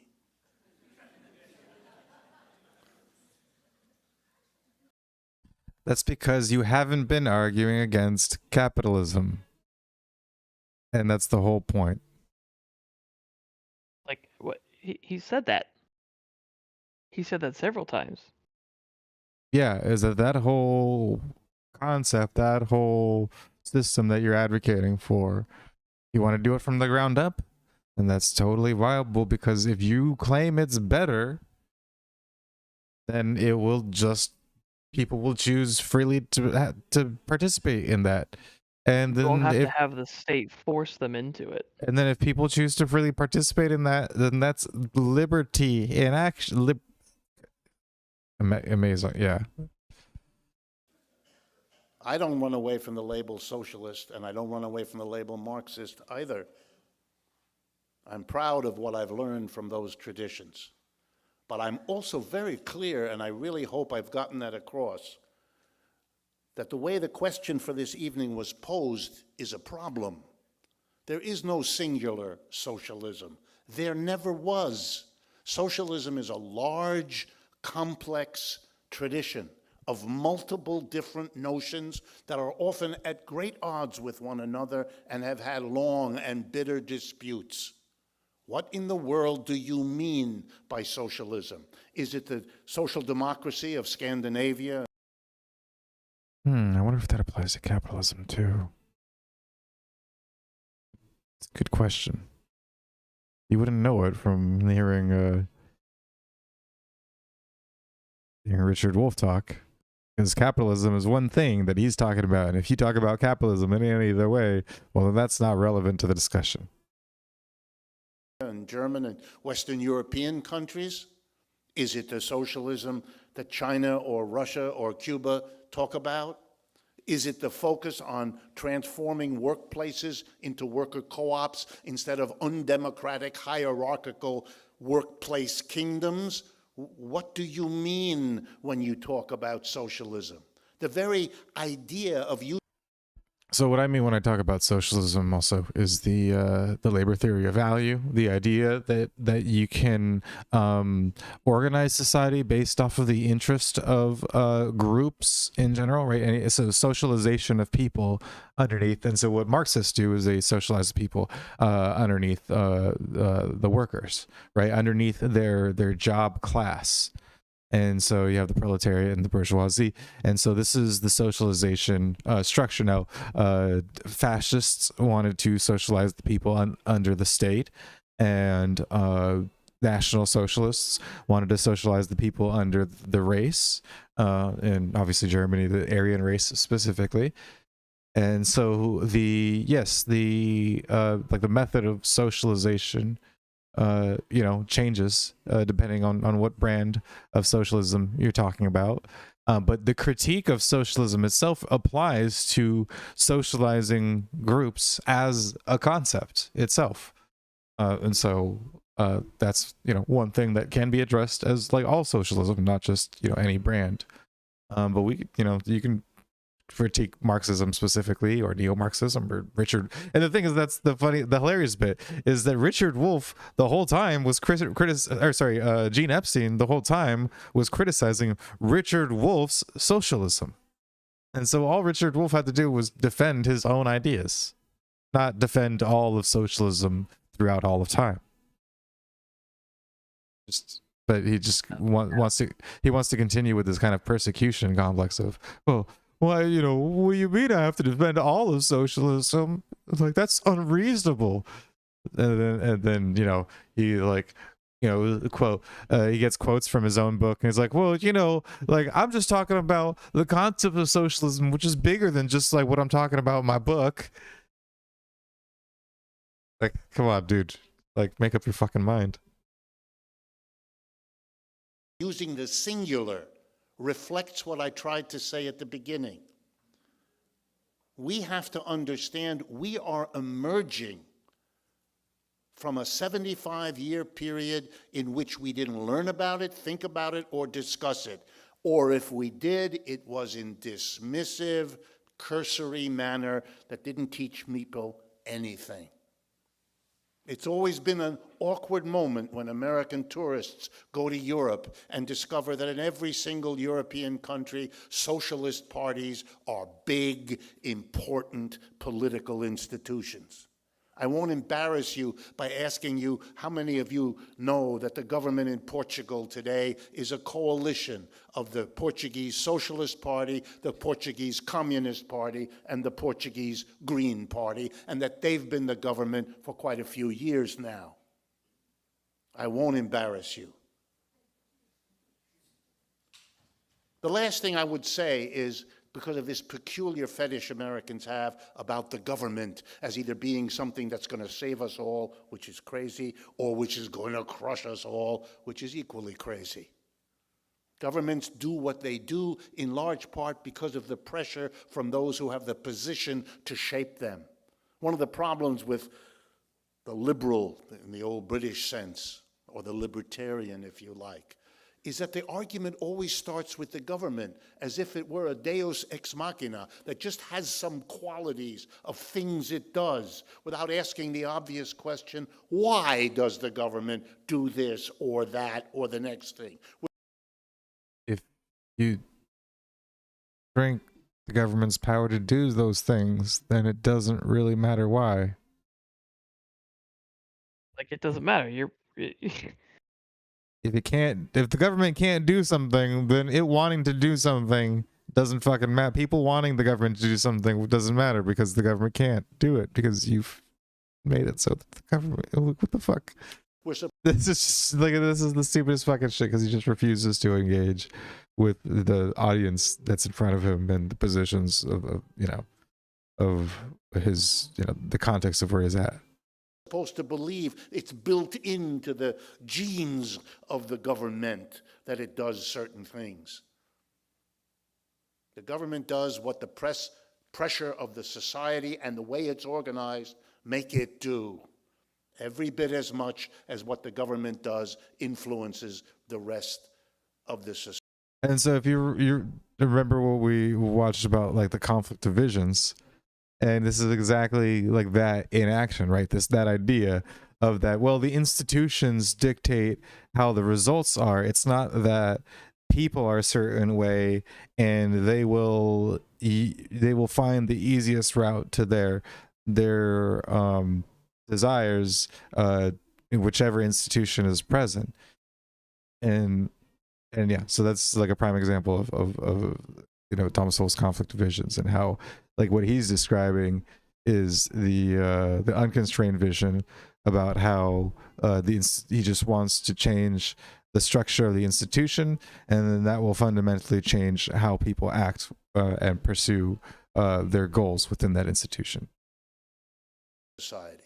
Let me conclude by correcting Gene about Jeremy Corbyn, because he's the future in terms of what we're talking about. The British Labour Party, the second party in England, by the way, a party most of whose members identify as socialists. In the British Labour Party, there's a commitment they've made. And the commitment goes like this. When we're elected, one of the first laws we'll pass is the following. Any company organized in Great Britain can continue the way it is as a capitalist enterprise.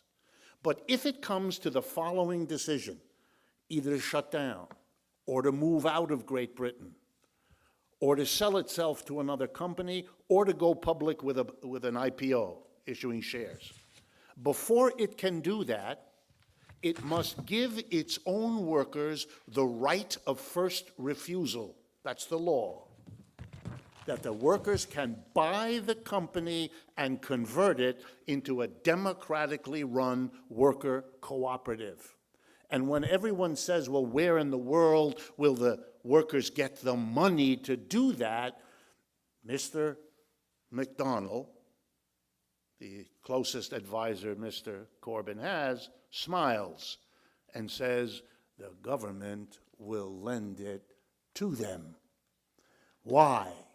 Because for the British people to have freedom of choice between a capitalist, undemocratic enterprise on the one hand and a worker co-op democratic enterprise on the other, They have to have some experience of what they're like, both to buy from and to work in. And the only way they can have that experience so they can choose freely between them or what mix they want of them is if there's a sector that they can buy from and work at. So we, as the leaders of Britain, and need to steal it from others. That's what we need to do. Have to create the sector so that the free choice of our people between systems can finally happen. That's the role of the government, expanding free choice, rather than being represented as imposing something in that fearful imagery that we all have, as if the government is like those nasty people at the post office who make us wait before they sell us the stamps. Thank you.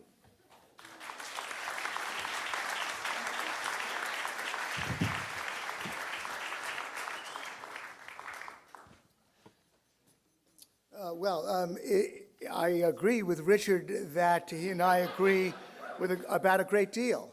And I think that's wonderful. Why do we agree about a great deal? Because we're both radicals. And radical people do see a lot of evil in our current society, even though I think Richard basically wants to march in the wrong direction.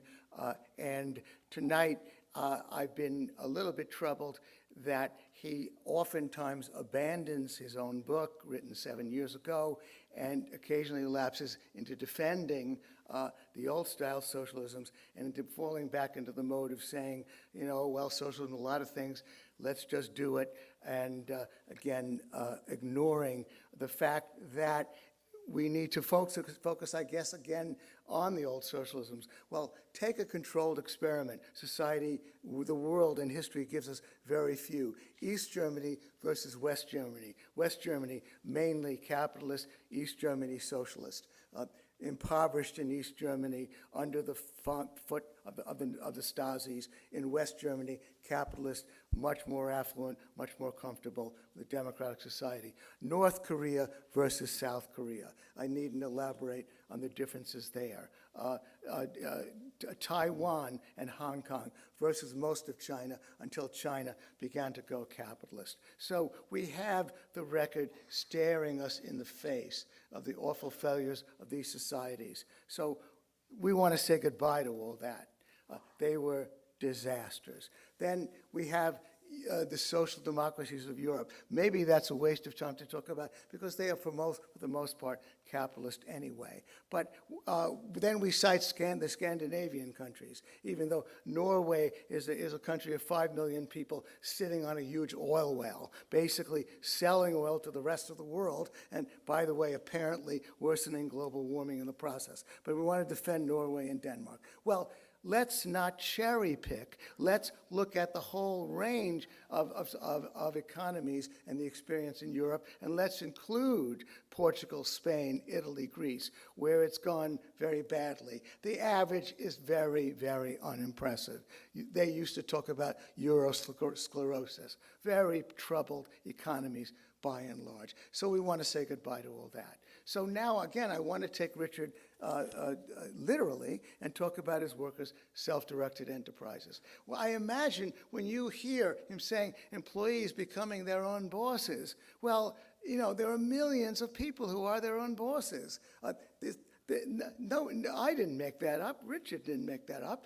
Form a co-op, a family-run business. All of those things are possible under socialism. And the problem that Richard faces is that by and large, it hasn't caught on. Maybe it has hope. So now Richard is resorting to cheering on out of desperation, out of, unfortunately, not taking seriously the fact that you want to work. There are people, by the way, who still are fostering worker democracy. I met a lot of those people. They want to start these firms. They want to run it that way. They think it's better. People are happier doing it. Wonderful, let's do it. So now Richard is championing the plan of Jeremy Corbyn, where the government is going to start lending money on advantageous terms to companies that want to go worker self-directed enterprise. How advantageous is that going to be? Jeremy Corbyn, a very ambitious politician, who, by the way, is on record as admiring a lot of hard-fisted strong men like Hugo Chavez and his successor Nicolas Maduro,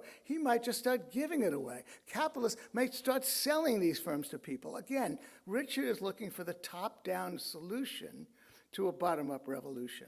And I implore him to abandon all that and go the capitalist route with his plans. Now, then, finally, I tried to take seriously what he wrote in his book. He wants to socialize finance. He wants to put it under a political thumb. He wants to socialize labor allocation. He wants to tighten the government's control over those two sources of enterprise expansion so that dissident publications would suffer, but innovation would suffer. All of those things would set us back in terms of prosperity and freedom. And again, I guess, I mentioned equality. I might ask you the old, 10-20 question. Would you prefer a society in which the top 1% gets 20% richer and the other 99%, the rest of us, get 10% richer?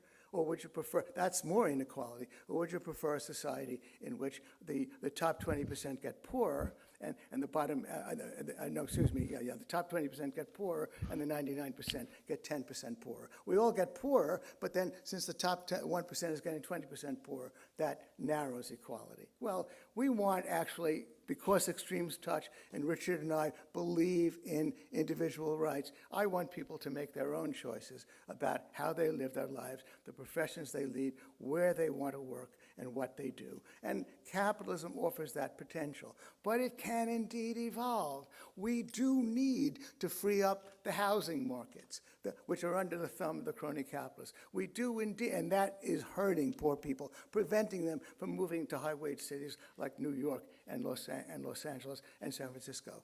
We need to free up the guild systems that make it hard for poor people to get other kinds of jobs, the licensing system that protects people, that prevents poor people from moving into better jobs. There are a whole lot of radical things we need to do to change our economy, but we need to keep the fundamental freedoms under capitalism.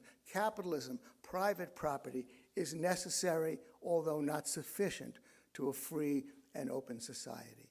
It's not sufficient because government can always come in and jail you the day after you publish something you don't like, just like Obama tried. But it's necessary. It's necessary because if you give somebody like Obama, some political leader, control over your property, over the means of production, then you make it hard even to function in the first place. You make it hard for Richard to sell his books. You make it hard for the Soul Forum to operate. You make it hard for Jacobin Magazine to operate. And that's why you have to vote against Richard's resolution. But Richard Jacobin, which is openly socialist, does have an out.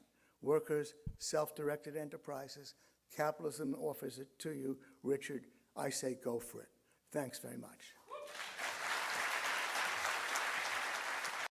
Let's see. Okay, the pre-debate vote is that socialism was preferable. 25% agreed, and 49 disagreed. 25 undecided. 25.5. And most of the undecided went to the capitalist camp, and actually a little bit of the socialist camp even went to the capitalist camp. Only about 0.5%. Still. So yeah, I think Epstein did a fantastic job with that debate. There's definitely different arguments. Again, I even brought up a bunch of different arguments. Like I said, there's a bunch of different stuff that I would have responded with, but also there's a bunch of stuff that he said that I would not have thought of, and that were really very relevant and very well crafted for the situation that he was in. So yeah, I mean, what'd you think? I liked seeing, not just the debate between the too, because I mean you can find plenty of people debating this stuff. But you know, debating somebody who's obviously very educated in you know Marxist theory and stuff like that. I mean he's you know teaches it, so I would hope he knows his stuff. Yeah, no, And then to he see his actual like direct teachings of that theory addressed rather than just saying, okay, so um, yeah, I mean his exact vision. It was interesting seeing his exact vision criticized, but and then you know obviously once it was criticized, and this guy he did kind of uh what's the word I'm looking for? He tried to disown a lot of his own like teachings on the ideas, which I thought was kind of yeah, he tried to interesting. like hand wave away the relevance. Is like, well, I'm not trying to decide everything. I'm just trying to describe a general attitude, and like we need to talk about that instead. It's like, and then, but yeah, like I said before, then he would then complain that oh, he's have to defend socialism and like, well, it's so sophisticated and so I couldn't just like, well, what if you don't like us talking about a book that you wrote about it? But you also don't think that it should be just generally described as socialism trademark, then like fucking make up your mind, homie.